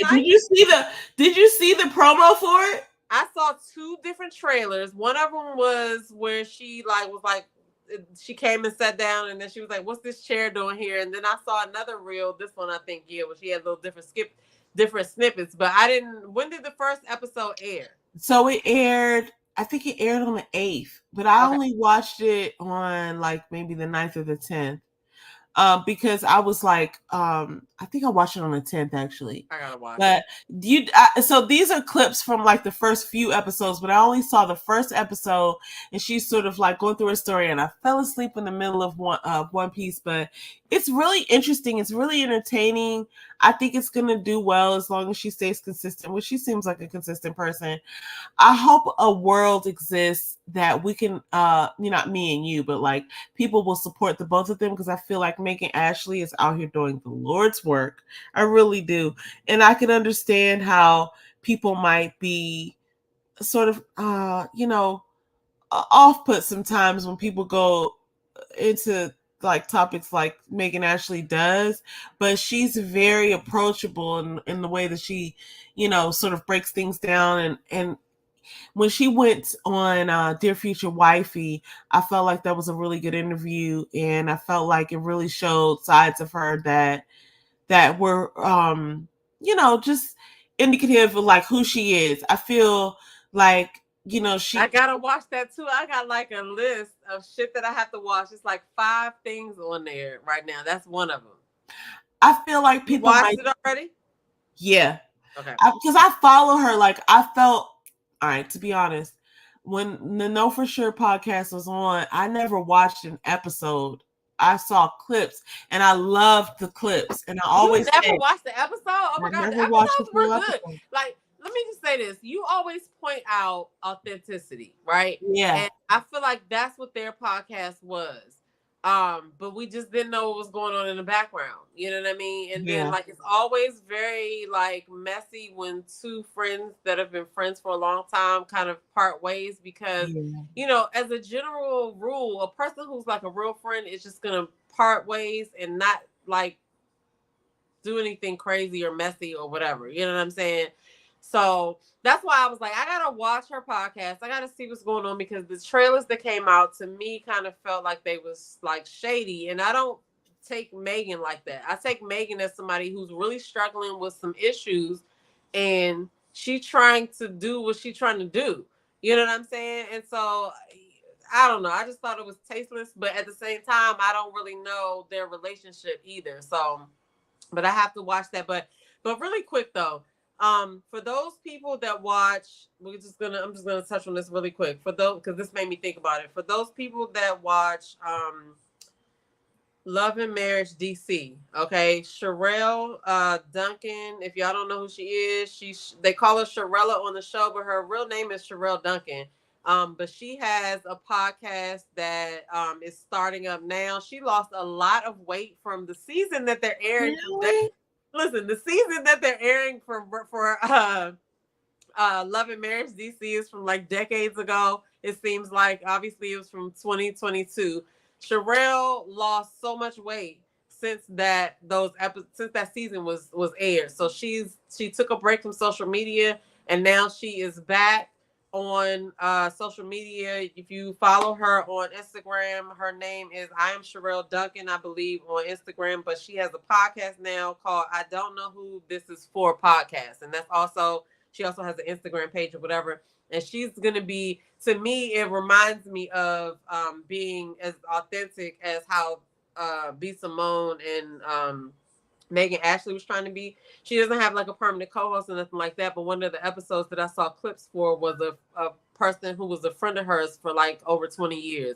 And they had some issues and they're going to discuss it. So she's had some clips going out about that. But the reason why I thought about it was because the name of her show is I Don't Know Who This Is For podcast. And that reminds me of how B Simone and them named their podcast as well. Like, what was the name of their podcast? You It just was said called Know for Sure. No, for sure. Yeah. And so now B Simone's new podcast is what? B Simone's new podcast is Let's Try This Again. Let's try this again. Yeah. So and then in totality, I feel like Megan picked a name that was totally encompassing her. But anyway, Sherelle Duncan's podcast reminds me of that kind of genre because it's like I don't know who this is for. I don't know who this is for podcast says to me that she's gonna be covering some topics. Okay, you don't know what she's gonna be covering on there. So if y'all not following her already, definitely follow her. Watch Love and Marriage DC because it's very dramatic. I don't even know what's going on as far as the future seasons are coming on. But while we're talking about these podcasts, like we got to support each other. And a lot of times we can learn from these podcasts because it's stuff that it's oftentimes the subject is stuff that we are afraid to talk about in the public or whatever. And these people are like, fuck it, I'm gonna put it out here and let's discuss it. So make sure y'all follow B Simone. Make sure y'all follow Sherelle Duncan on I Don't Know Who This Is For podcast. Follow Megan, especially because I agree with you in talking about Megan as far as like she's got that touch. Like it feels like she settled right into that. When she started that, she was talking to Pony. She talks to Pony. She talks to Tony Perkins. And she had a bunch of other people that she was talking to or whatever, or through her podcast, whatever. But Like, it's just so, it's the authenticity of the podcast that I like. You know what I'm saying? So Yes. definitely, if you don't do nothing else, okay, because I'm from the DMV, you need to follow Sherelle Duncan, follow her podcast and all of that. But you also need to check out Megan and B. Simone. But I just use that as a segue to promote somebody from the DMV. But whatever. For sure. I love it. No, that's what's up. I'm so glad you pointed that out because I didn't even know that she started a podcast. And that episode, well, it just came back. I think she took a break from social media and she just came back like on the first. Now, I will say this: Sherelle seems like she's a messy ass person. If you look at the first season of the Love and Marriage DC, but when you watch her on like Ashley's show, or whatever, she's really, really not trying to get into the bullshit. And so I don't really know if how true it is or whatever, but listen, she does the walks on the bridge. I don't know if she's gonna, I think she's still been doing that. She does the walks on the Woodrow Wilson Bridge or whatever. She's really about her trying to get back in shape and stuff like that. So, and then the podcast, like her and her husband have a podcast anyway, and they're funny, and Black is in a band. So they're just funny. But I feel like everybody from DC has personality. But anyway, that's true. That might be biased, but follow her podcast because she's funny, and she also, like, for women over like 35, she's talking or addressing issues that we all can probably relate to. So, she's working out with her kids running around. They're participating in the workouts. Like, she's really in, like I said, she lost a lot of weight. Okay. She really focused on herself and did what she had to do, because when I watched the last episode of the show, Love and Marriage DC. Yeah, I keep wanting to say Ready to Love because that's on my mind. But we about to go there. When I watched the last episode of Love and Marriage DC, like, I was like, I know she's sitting at home right now thinking, oh my God, I did that. Okay. Because, I will just take this moment to say that as we age as women, it becomes harder and harder to get the weight off. And a lot of our problem is not what we can do physically, it's what we tell ourselves mentally. And so follow her because she talks about all of those things dealing with, trying to lose weight, being depressed, and all of that. So anyway, I'm done with that. That's it. I'll mention it the next episode. Okay. Thanks. No, that was good. I'm definitely glad you shed light on Sherelle being or having a podcast, because I had no idea. And I'm obviously a supporter, regardless of whatever I say about the show itself, about Love and Marriage. But obviously, I support her. So glad. So, I don't know who this is for podcast. Go and follow that. I'm going to follow it right now because I wasn't. Yeah. But I'm going to go and also download the podcast. But I have to say that this season of Love and Marriage, I don't know where it went. We haven't even talked about that. We're probably going to do like maybe a part 1 and part 2, just breaking down the whole thing. Because you know what? This is what I wanted to say to you too. We need to probably have a meeting because we haven't even talked about this, guys. But sometimes I feel like, we've learned, okay, let's just say this. I'm just going to tell the truth. We've learned over the past couple of seasons that, or maybe like the last 3 or 4 seasons, that sometimes it's not good to like follow it as it's going along, because sometimes A, it's not a good season, or B, it's not what you want to talk about. But with this Love and Marriage, it was good. But one of the things that was weird was like the pause between the two years that happened in between the last episode of the season. The thing, if they're airing 2022 right now, December 2022 into January 2023, we're in 2024, almost halfway through. So it's like, 1, are they still filming? 2, like, I don't know. I don't really understand what's going on with that. But anyway, that doesn't have anything to do with Sherelle, but I completely appreciate, what she has going on. So, good thing. Yeah, shout out to her. You know what I'm saying? Well, but my point was like, we're gonna come back because we're gonna talk about some of the things that are happening with both Love and Marriage and Ready to Love. We're gonna end on Ready to Love tonight, but before we go there, just the last little piece on B. Simone and Megan Ashley. So I watched this. I don't know if you watched this. It was Kojo breaking down some of the things that it's so funny when he be breaking stuff down because I'd be like, I noticed that too. It's funny that you noticed that and you're talking about it.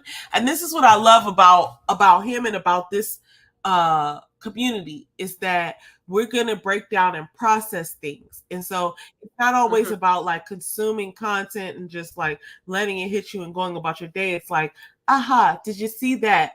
Like, let's discuss. Let's pick that apart. Let's really unpack that. That's my term. That's what I want to say. Let's unpack that because some of these things happen to all of us in our life and we don't like sort of process it in a way where we understand like why things bother us or what's actually happening. And without whatever the context is that whatever B. Simone and Megan Ashley went through, you know, I kind of don't want to know because I want them to be able to have their privacy and work through it themselves. But Kojo hit on some things that I noticed as well. But you know, that's his lane, so you know, let him do his thing. But I saw some things too, and so sometimes us women, especially Black women, not even especially, I'm talking about Black women. Sometimes we can get in our place where we want to judge each other or we don't want to say it, but compete with each other. And I feel like I don't want this to be one of those moments where where they're competing, where it's like, oh, who's going to get more ratings or follows or likes or subscribes? It's like, let's just support them both and then let them go through their thing because they're both great. Like, we're not going to lose here. Like, even if you don't watch, like, go ahead. We should just go ahead and subscribe to both of them. That's how I feel. I feel like this too. Yeah, so I feel like that too, but you know, it's going to be people who are like, you know, gonna do the opposite or whatever. But I feel like they, you know, they both have something to say. They both have personalities or whatever. But that's what I mean by like, I don't feel like B. Simone had to do the shade that she had to do. But I feel like, you know, right now I'm working on myself. And I'm like, is that something that I just took offense to? Or is this something that she could have thought more about? I don't know. Like, so when I saw it, I was just like, okay, you're back. All right, great, bet. Oh, you had to take that dig. That's how I felt. I was just like, oh, I was kind of disappointed. You know what I'm saying? But shout out to Kojo because the reason why I really like Kojo, well, not even the reason why I really like Kojo, but I remember when I first found Kojo, I was coming across his videos for Ready to Love. And it was interesting because he had a take on whatever his take was on the show, what was going on at the time. I felt like an unpopular opinion, but it was the thought that I was having, right? And I'm like, oh, wow, somebody who is thinking like, okay, yeah, that's what I was thinking. You know what I'm saying? Yeah.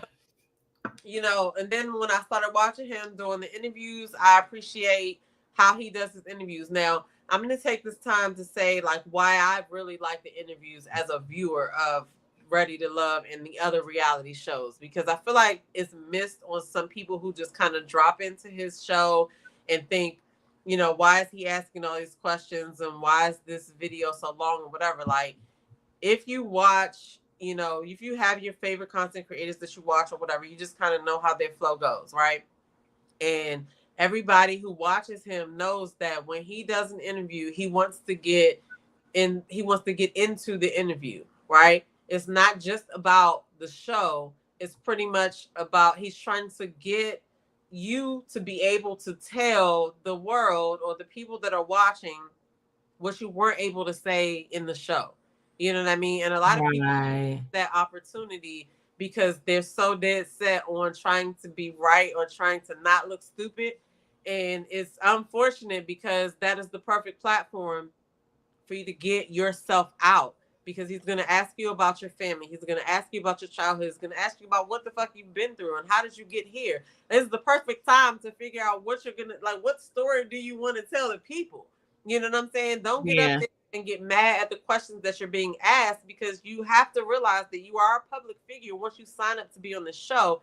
And if you have a platform to express yourself and this person is asking you all questions about you, you're the one that decides what you have to say. So just use it wisely. You know what I'm saying? That's all I'm saying, because a lot of people go in there and they think that, you know, they're gonna, I don't know what they think. My point is, it's an opportunity to extend another part of you from the pieces that we didn't see on the show. So but shout out to him, shout out to the interviews, because I, for one, definitely look forward to how deep he's gonna try to go in the interview. And you know, it is what it is. Now, also shout out to Kamisha, because Kamisha is able to get the tea part, right? Kojo's lane is not the tea part. Kamisha was able to position herself in the reality TV world to the point where if something needs to come out, people already know to go give it to her. Okay. And so I appreciate that as far as well. You know what I'm saying? But like the cast members, I feel like they have misdirected anger, because they get mad at Kamisha when stuff comes out. And then it's like, but you actually did it. So it's like, why are you mad at the people who are talking about what happened versus being mad at the network? So, you know, I'm gonna get off my soapbox at this point, but you know, I just wanted to say that because you had culture on the screen, but then it led it to that. But anyway, I digress. No, it's all good. I was just going to put this up there too, because since I had culture on the screen, yeah, for sure. I think that there's room for everybody, but I think with Ready to Love, look, we're going to get into that when we get into our breakdown, and I think it's probably going to be a 2-part breakdown. But shout out to everybody out there who's doing this work in this space, because it's not easy. I can tell you that, like, it's not easy. No. But when it comes to, you know, Simone and Megan Ashley, this is a situation where I don't even feel like it's really messy right now. I feel like it could go there. Hopefully it won't. But B. Simone is doing this thing in the beginning of what it seems like. I don't know, because there's only one episode that I saw, but it seems like she's going to do this thing where she's doing a vlog in the front of the episode, the podcast episode, where she's kind of like showing her, like, whatever she's talking about. And in one of the pieces of footage that was included in the vlog, she was like, I don't have anything negative to say about, you know, my previous situation, whatever, right? Well, she was obviously talking about Megan Ashley. And then she was like, publicly, which then alluded to the fact that you do have something negative to say, not publicly, right? So yeah, but like, then as a person, it was messy. A content creator, though, you really never know what to believe, because maybe she's saying that for the pure, like, you know, superficial reactions that she's gonna get from people or whatever. But then it's like, okay, are you really saying this? You know what I'm saying? So I don't know. Like, it's like, do you really need to do that? Like, it could get messy if Megan decides to participate, but I feel like she's not gonna participate. She's just gonna be like on some like God shit to me. I feel like, I don't know. Well, at the same time, she never came out and said anything either, which I don't know if she would, but at the same time, there is a possibility that could exist where maybe Megan Ashley didn't do the most, you know, like maybe she, because B. Simone says in the thing, like, I walked away from, basically she alludes to the idea that she walked away from the relationship. And why would someone do that, right? And then she talks about being betrayed, and then she kind of breaks down, and then we can't understand whether she's talking about Megan Ashley or not. This is all in that first episode, but at the same time, it's like Megan Ashley has not addressed it. B. Simone is sort of dancing around it. Now, it could be for publicity, to promote her thing, but she doesn't really need that, because we never knew who Megan Ashley was anyway without B. Simone. So I can't see her placating on like, hey, let me tell you about what happened, because it's like she introduced us to her, so she doesn't need to do that. Though, like, okay, say you got two friends and one of them is known for being messy and the other one is passive aggressive, right? Yeah, it's like, I think you named it. I think you named the person that is passive aggressive, it's gonna take so much for them to actually come and like initiate something or respond to something. It has to be whatever she's responding to is going to be have to have that much of a like an effect on her or whatever. It's like she probably already knows her friend does the most, her ex-friend or whatever does the most, and this bitch is gonna go out here and do the most like she does, because that's like what she does. Girl, baby girl, she's gonna do the most. So Megan probably already expects that. You know what I'm saying? Yeah. And so, but because I watched Megan a little bit more than I've watched B Simone, I feel like Megan is gonna take the high road. You know what I mean? And she's gonna let Megan do whatever. Let B Simone carry on however she do. But I feel like it's a line that B Simone probably knows she shouldn't cross or whatever. But it's like, why are we doing this? You know what I'm saying? Like, why are we doing this? Like I don't know. I feel like she should just start over and not like start over, yes, but not try to drag the other person into it. Now, with that being said, I understand that B Simone probably has gotten so many comments and messages and all types of shit just to be like, you did this wrong. I do understand that. But if that was truly your friend, right? A person that's truly your friend, you're not going to go dog them or whatever. You're going to try to leave the situation as untouched as you can to try to see if y'all can just move on. Like, you're not going to I don't know. I just hope that because I saw those two trailers and the way that she did, I was like, wow, like she's probably still feeling some type of way, and she's going to keep going until she can get a reaction out of Megan. But I don't really think she's going to get a reaction out of Megan. What you looking for? I don't even think she's necessarily optimizing for a reaction as much as she's optimizing for clicks and views. And she doesn't need to do that, but it is that much more salacious when she does. But that's crazy though. Do you think she needs No, but I think of course she's gonna roll up on that red carpet of speculation, because Megan is not gonna come out and say, hey, this is how our friendship ended. But B Simone would. She would definitely be like, hey, come and listen to the story and buy a ticket and a drink. It's a 2-drink minimum. Come on in. I think Megan Ashley's never gonna do that. But at the same time, there is, okay, let me just say this. There is a reality that might exist where Megan Ashley does not have the cleanest of hands in that breakup. And I think that possibility exists. And if it does, then it would make it even more of a suspenseful, Okay, so let me pause you right there. What could it be? Something that stems from her being passive aggressive. Struggles. Something that we've seen. But let me say this: something that stems from her mental struggles, or something that she was purposely trying to be fucked up about. Right. So that's gonna make B Simone look bad if she highlights something that was the result of her going through mental struggles. So I would hope that I don't think like that.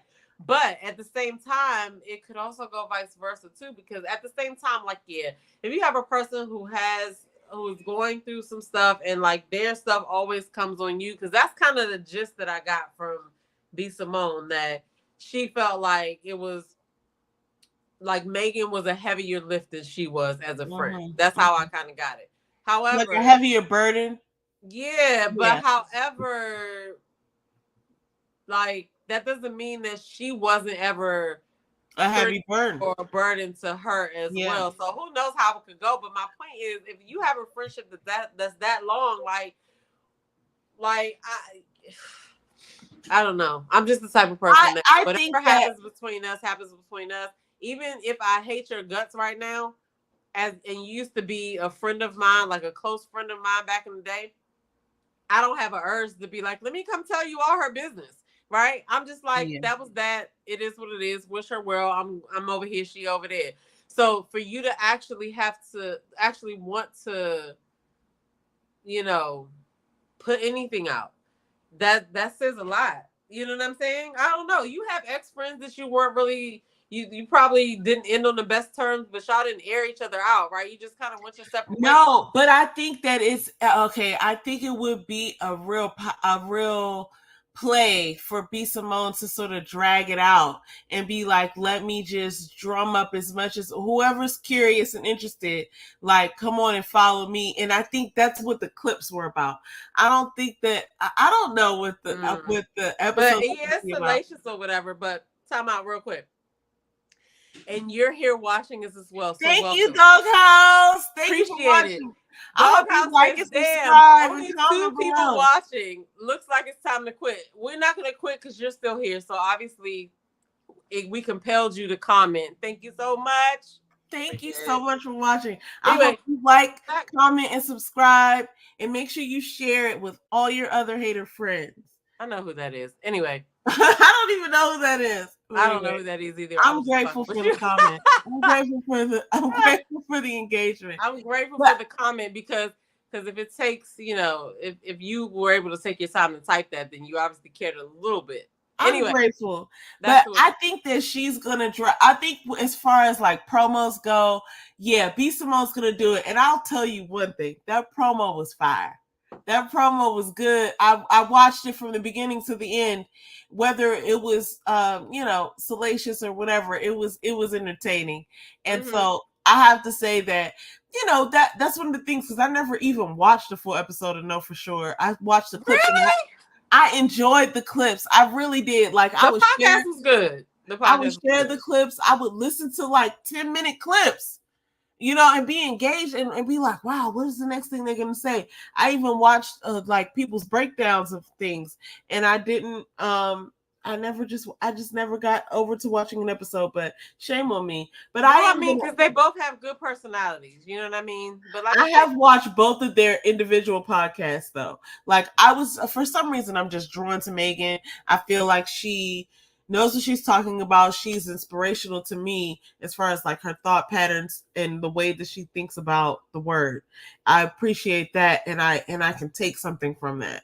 And I think B. Simone is really entertaining, and she's also very. She disappeared once Megan came out with hers. Like, once they broke up, she took a hiatus. So, like, I watched this show with them together, but. I'm gonna go back. I need to catch up on Megan's show, whatever. I need to definitely watch her episode with Dear Future Wifey. Definitely. And you know what? On too. Maybe don't even worry about like catching up. Like, that'll happen naturally, but definitely watch the Dear Future Wifey. And I would recommend watching.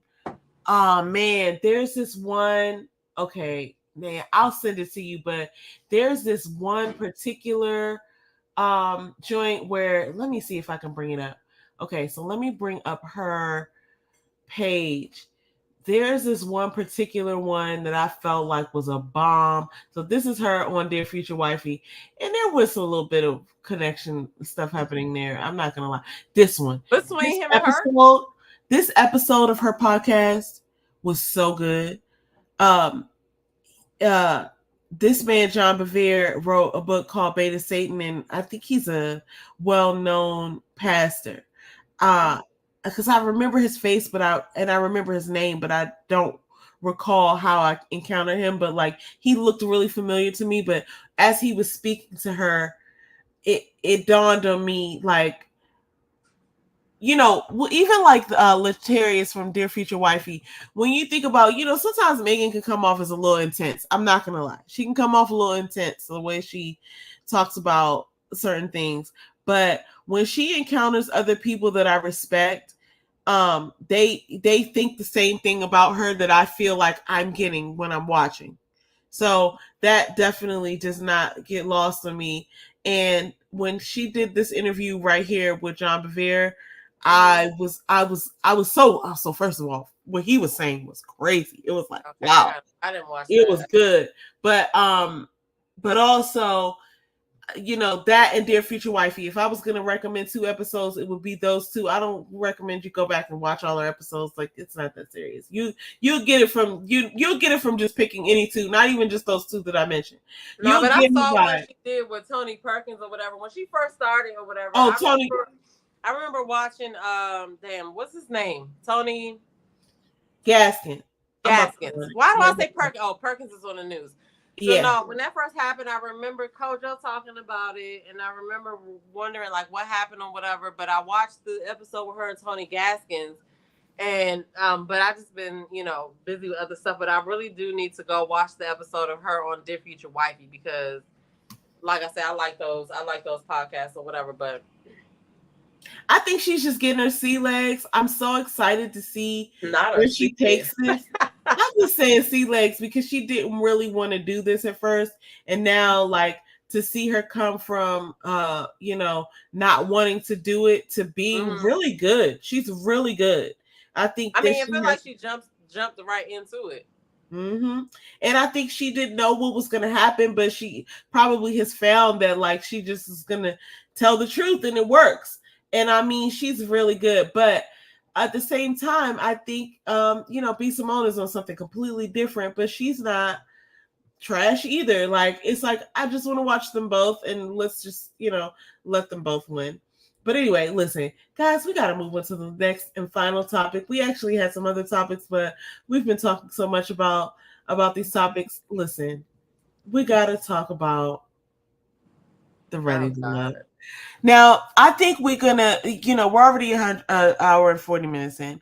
I think the people deserve for us to break down this season in 2 episodes, in a 2-part like breakdown. But right now, I want to get your thoughts on what is happening over this reunion, and also a couple of thoughts on different individuals. But I think the people deserve for us to do a 2-part breakdown in depth of the entire season, at least 2 parts, and kind of like thinking about all the cast members.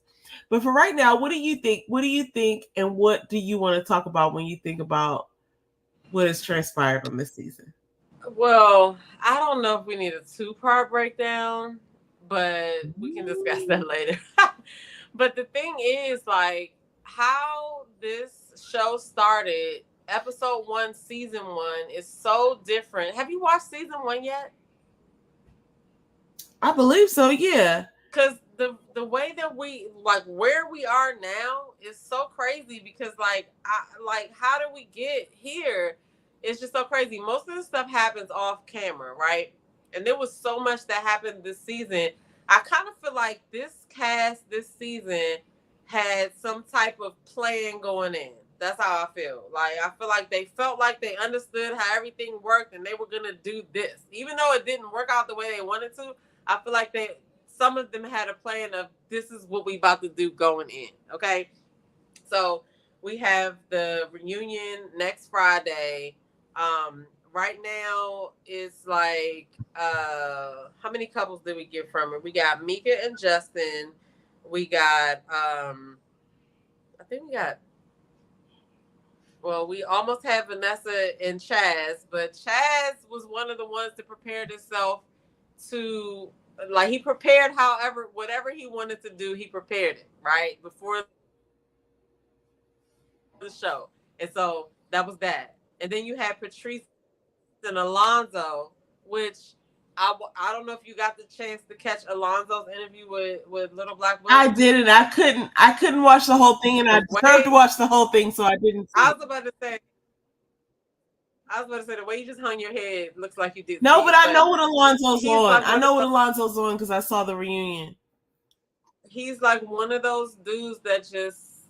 I know who he is. First of all, I know who he is because he was wearing skates and he was dancing and he had on a party shirt. And so I know exactly who you are, sir. I know what your 3rd grade teacher's name was. I know how your auntie put cocoa butter on your face before you went to school in 3rd grade. Like, I know exactly who you are. And it's like, yeah, it's fine.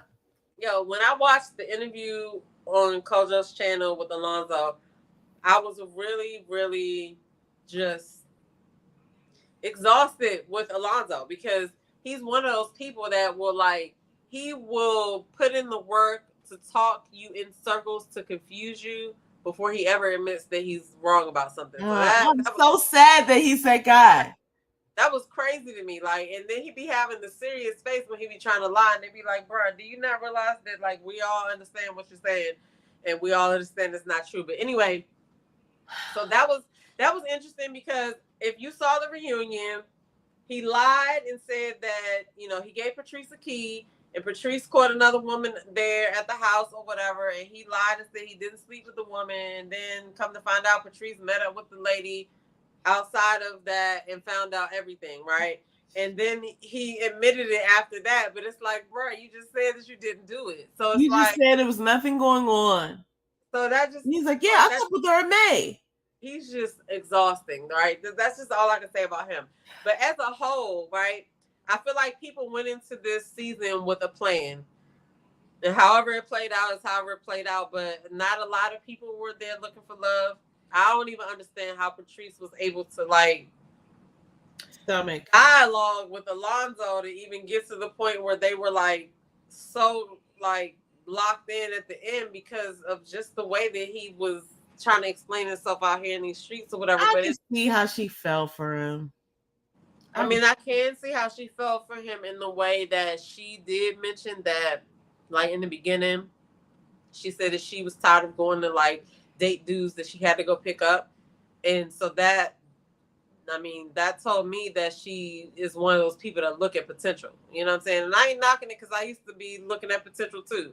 I ain't never went to go pick up no dude, but like sometimes you look at the dude and you be like, oh, he got potential. But if he's not focused on that potential, like why are you focused on it? Like, so, you know, I listen, all that played out at the story that she told at the reunion was so ridiculous. I know she felt some type of way from having to repeat it. You feel what I'm saying? Yeah. And so that's the whole point. Alonzo's ridiculous. But you know, like I'm disappointed in where we are at this point with Ready to Love, because from the first season I was, you know, the expectation was so much higher than where we are now. But they are casting, I think, in Philadelphia now. I don't know what the next. Oh, that's cool. I don't know what the next season is gonna be, but you know, I'm not really. I don't know. I don't know how I feel about Ready to Love. I don't know how I feel either. And in the last season, we got caught up because it was like the season wasn't really all that I wanted it to be, and we found ourselves in the middle of reviewing it, and it was like, you know, that's what made us sort of like pump the brakes on reviewing seasons. But also, I did like Maya. I liked different people in here, and I feel like Koshia, you know, she had I won't say a storyline, but Koshia and Alexis I would have liked to see more from, but because things went the way they went, they got voted off. And then you know, I have to say this, I have a lot to say about LaRon, but I'm not going to say it right now. Patrice and William, this is what happens in real life, by the way, guys. Patrice and William, I felt had a good connection, but here comes Alonzo playing fucking games. And Patrice, okay, so William got voted off because women were like, he had a lot going on, which I guess I do understand, because I remember a couple seasons ago, maybe Miami, there was a young lady who kept crying, and I felt like she had a lot of things she was dealing with. She kept crying. They kept showing it on camera. I don't know if she kept crying for real, but I remember thinking to myself, like, she needs to really go and take care of herself and her family and not be on the show. And, you know, that kind of came to mind when people started talking about William, because I don't know exactly, like, I know he had some issues with his dad, and he was trying to, I think he was trying to do, I don't remember. I might be mixing him up with somebody else. I thought. No, I feel what you're saying. It's like the people, like, first of all, we are getting the storyline that the network wants us to see, right? The show is not scripted, but they do place them where they want to place them and kind of repeat stuff that they want them to talk about and say, right? So there is a bit of that going on. However, the reactions are probably real, which is why I can go back to the Koshia and Alonzo conversation, and I totally feel why she got up and walked out, because of how he is, how I've seen him like beat a dead horse and try to like find the loophole in any argument or whatever. Like, it's just ridiculous. But you know, like, we have to remember that it is still for entertainment, and a lot of stuff we're missing. If we are shown something, it's because they want us to see it for a certain reason, because it's going to make us make a certain judgment. But a lot of times we might find ourselves on the other end of the show realizing that shit that we thought was happening wasn't even happening because of what was kept out. So like they have hours and hours of footage, especially at the reunion. They have at least probably 10 hours of footage. I know it's more than 10 hours, but they probably at least filmed for 10 hours that day. And then they put it together in an hour show for us. So we don't really know where things were placed, what was said in the background. A lot of things happened this season off camera. So, you know, there's a lot of drama about that. Alexis had a video interview with Little Black Book last night. Yeah. And at the end, she decided to ask Kojo some questions because she wanted to know if he was a therapist. And, you know, a lot of people, I guess, you know, it's something if you are just coming onto somebody's YouTube channel and you maybe watched 3, 5, maybe you've watched 10 shows, right? But if you haven't been watching them for a long time, you really are not in a position to kind of judge what kind of content or what kind of patterns they have, because there's a whole bunch of videos on that channel, right? And so she the way she questioned him made me think that she really hadn't watched him like she maybe thought she had in her head. I don't know. She tried to say she didn't, but the way she was asking the questions, it was just like, okay, you know, you're asking him questions about if he's a therapist and this, that, and the other, but you're exhibiting the behavior that was discussed. So it's like, okay, you know, like I understand the cast frustration because there's all these people out here talking about the show that you were on. But you have to realize that your frustration really should be with the people who presented the side of you that we saw. We have nothing to do with that. So that's just my whole spiel about that. But that's true. I have 5%, so I'm gonna just Dude, look, we have so much to talk about. We're gonna have to talk about this more in depth because I really want to talk about each individual character and character. I'm so sorry, guys. Each individual cast member. You said it right. You said it right. Freudian slip, everybody. I want to talk about each individual cast member and how their relationships sort of they indicate other things, but I really do appreciate these and other shows like this for like sort of surfacing personality traits and things that we should discuss in our communities, in our relationships, like in our lives, like because some people they are who they are, and it's not like you're gonna encounter this person in dating. Maybe you are the cousin of somebody like this, or you know, like I think it's really interesting to sort of process these sort of things together. It's not like judgment, but it's just assessing and like understanding and like putting things together, like understanding, like, oh, that's what that means, or when someone says that, you know what I mean, like, yeah. So I look forward to really going in depth, and like you said, maybe it won't be a 2-parter, but I have so many things I want to go through some of the episodes, and I know you already did that, but I want to talk to you about some of the things I always that I have more to say. Like there was so much chaos for the reunion part 1. I mean, and then along the episodes, there were so many things that, you know, kind of happened or whatever. Like meanwhile, like I try to keep up with what's going on off camera. You know what I'm saying? Because a lot of times the cast members show up over at conventions and they offer different stuff. Like, for instance, I'll take this moment to share what Chaz said. Chaz said that when he gave Vanessa the flowers, the sunflowers were alive. It was the rose that he let die that he kept, right? That he threw in the water. But so sometimes they offer more information. Sometimes they come on a panel and they, you know, they plead whatever their case is. And I'm not saying plead their cases if everybody needs to plead their case, but they say whatever they need to say. And, you know, as a viewer, we can only go off of what we see on the TV, right? So I, for one, do my due diligence and try to go around and see what people are actually saying, like for themselves. But everybody doesn't do that. So I feel like the cast just needs to kind of, you know, understand that we don't really, obviously we don't know everything. We're going to get what the network shows us, but also everybody's not going to go and look for extra information. So if you want to get more about yourself out there, you really should use those interviews post show or during the show or whatever to get your story out there and what you want to say. But right now it seems like they're using it to like combat the people that are talking about them, which is counterproductive because the people that are talking about the show are trying to help the show, right? So Yeah. if a person is telling you that they want you to come on their platform so you can have an interview, please don't look at it like the person is trying to get you to do something for them, because that person probably just cares that you get your side of the story out. The anger is a little bit misplaced because we don't know what you guys have gone through. We only will know when you talk about it. And the agreement was made between the cast member and the network.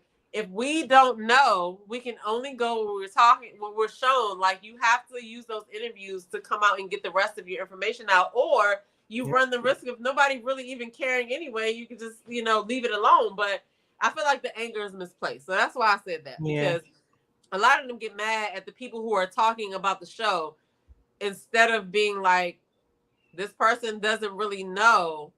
So, but why am I not mad at the person who, the network who spun the narrative? Like, hello. And so that's another thing that I want to get into when we break this down.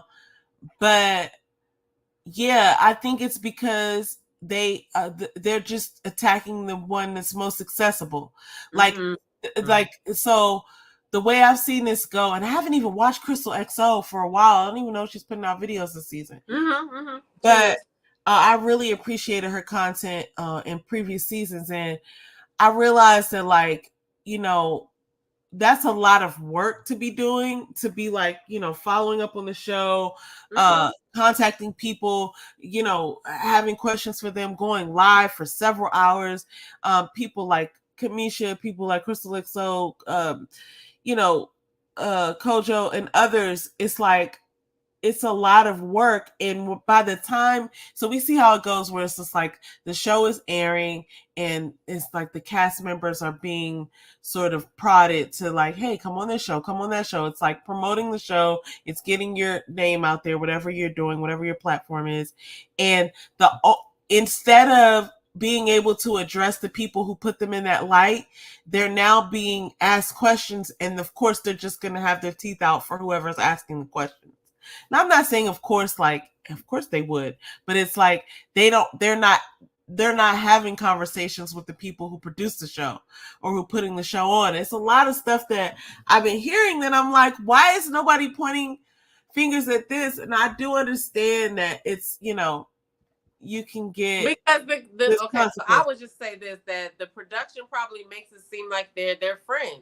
You know what I'm saying? And so, as a natural response, when somebody's talking about you, you're not gonna, well, I would, but you're a regular person is just like having a reaction to something is not gonna stop to think, wait, who's really responsible for this, when you're really just mad at this person for saying whatever they said, right? And so I get that. I completely understand it. And I'm not one of the people who say stuff that gets in the line of fire, but I watch it all the time and I just be like, dang, your anger really isn't at this person, because this person is just talking about what they saw. Your anger is the agreement that you had with the network, and they came and made you look like this. But you're saying you love them, but Alexis kind of turned me off yesterday because she was sitting there trying to she tried to shade Kojo. Kojo kind of didn't catch it, or either he kind of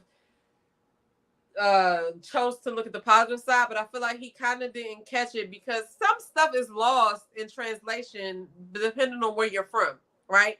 She said, oh, one of my friends texted me and said, is he a therapist or something?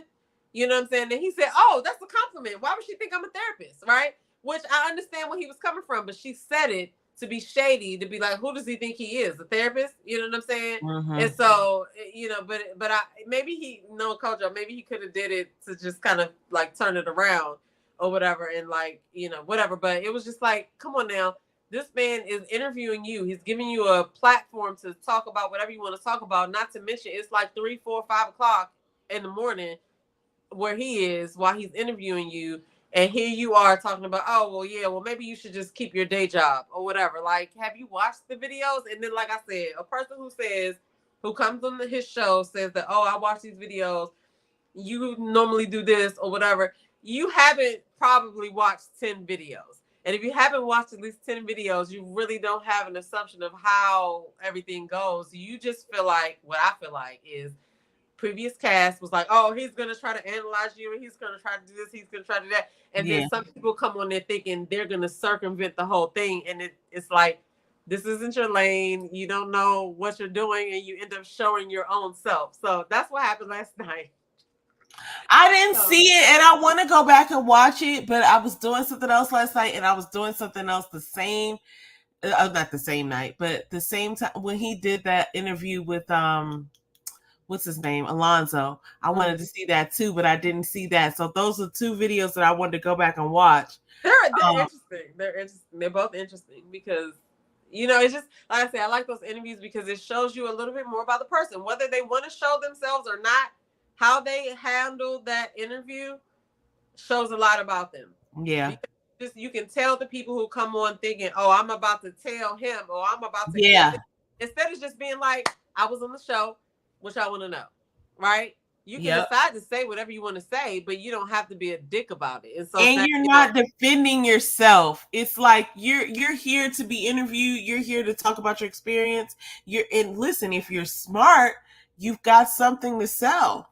You know what I mean? Even if you don't have something to sell, you're there to fill in the missing pieces. Like, so that is that's true. I don't want to make it sound like that. Yeah, it's lost on so many people, and they leave there thinking that, like, the way that they do, like how she did last night, I'm pretty sure she thought she was doing something, but it was like, lady, you were on a TV show.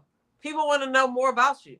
Use this to tell the people what you want them to know. Don't use it to show how much of a bitch you can be, or how much of a dick you can be, or whatever the case may be. Like, it's maybe that wasn't even her intention. Maybe that just came out. Maybe she was just trying to defend herself, which is not what it's for. Did you watch it? No. I'm just saying, like, for what you said, it sounds like she was, probably being defensive, which I've seen a lot of people be after this show. Yeah. And so I haven't watched it, and I'm not, taking up for either side. But I'm saying that, like, it doesn't seem like it would serve her to be that sort of way. But what could have come across is her being defensive. If she was like certain people I've seen in the past, it's like, dude, you're on a show. Of course, we're going to have questions. Of course, we're going to ask you things. And if you're putting off something that's not appealing, then you missed the point, right? Like, you missed the opportunity. You did not understand the assignment. You know what I mean? So if that's what happened, I'm going to go back and watch it for sure. But if that's what happened, that's unfortunate because, a lot of these people, my first time, here's the thing. I'm not gonna lie. During the mixer or whatever that first thing that happens in the season is, where they all are meeting each other, you sort of make these sort of snap decisions or snap judgments about people. Like, oh, okay, I think this person's like this. I think this person's like that. A lot of times I'm wrong. A lot of times the people who even go home in that first episode, it's like, it's so odd to me because it's like you just see their face and you don't get to understand like about their personality, who they are, and the next thing you know, they're gone. But a lot of times when people, like, as the people go home, you didn't get to see enough of their personalities to see whether they were even ready for love or not. I mean, you kind of just have to have them go through the process and trust the process. But to Damina's point, when the process is now being aired and we're viewing it as viewers, and then they go onto these platforms and they're like, not getting the point that, like, the reason we're watching you, the reason you've been contacted to be on this platform is because we know you from this show. So, like, if something went, awry on the show, or something wasn't made whole, like, this was skewed in this way, like, this is your opportunity to shed light on other details. But it's not meant to go at the interviewer. It's not meant to say, like, oh, well, you don't know what I went through. It's like, well, show me, tell me what you went through. It's not about you defending yourself. It's about, well, okay, we're all watching the show and we wouldn't know who you were unless you were on this show, and this person wouldn't have reached out to you for an interview on their platform if you weren't on this show. So it's like, go into, what the basically what I'm saying is, the best thing for you to do is to explain what was misrepresented on the show if that were the case, rather than to say, to like you said, like go against the I mean, because interviewer. my thing is, yeah, you're right. But my thing with Alexis last night was that at the end, she was like, well, since you asked me all these questions, can I ask you some questions? And the first question, and I feel like the only question she asked was he the therapist? And she said that one of her friends texted her and said that she thought she asked. But my point was that was not a question of substance, right? Because it's the way that she came, well, the way she came about it, it kind of ended up seeming like she just was trying to discredit him and try to say, oh well, like what right do you have to ask these questions? But you agreed to the interview, so it's not, his fault if you feel, like he needs to have some credentials to ask you about your time on the show.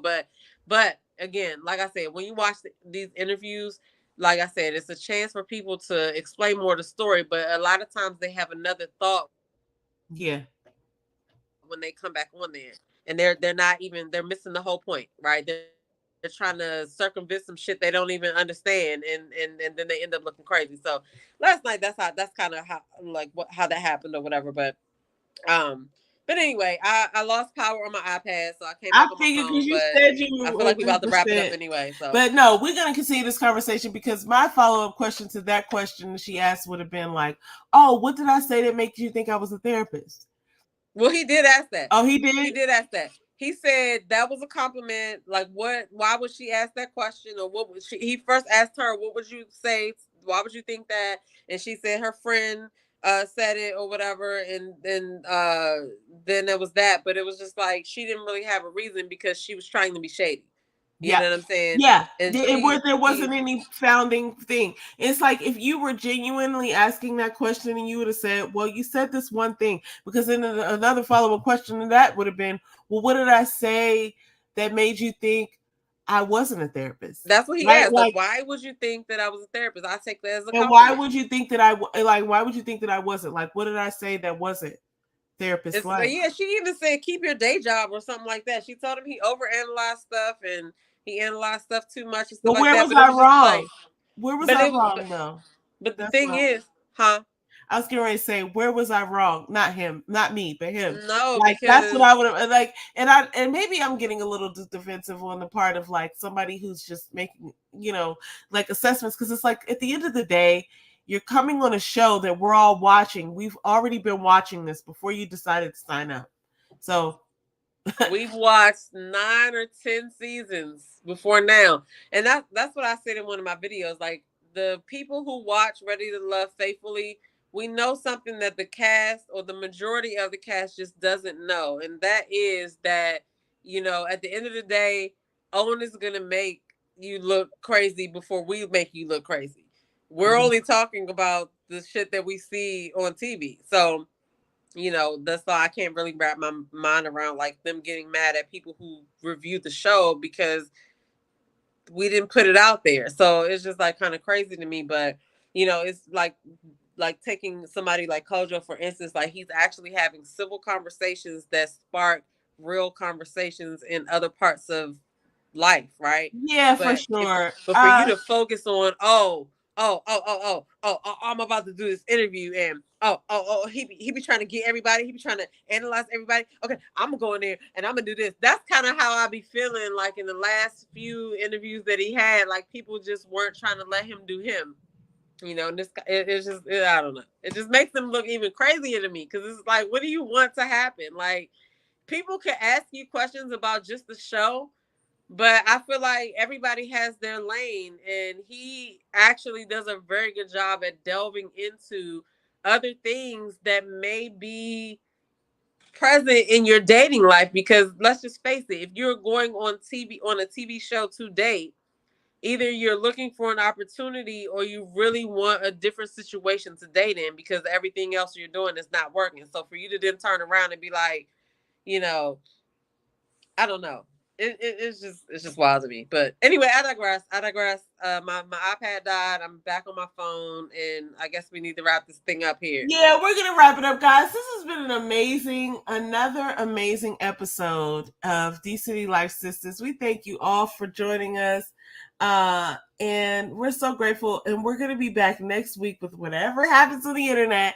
And at some point, because we still didn't talk about everything.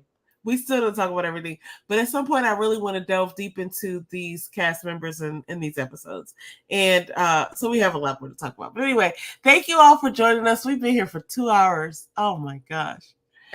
But anyway, we look forward to seeing y'all next week. Thank you so much for joining us, and we'll see y'all next week. Did you want to say anything? Nope, absolutely the same thing you said. I second what you said. We'll see y'all next week.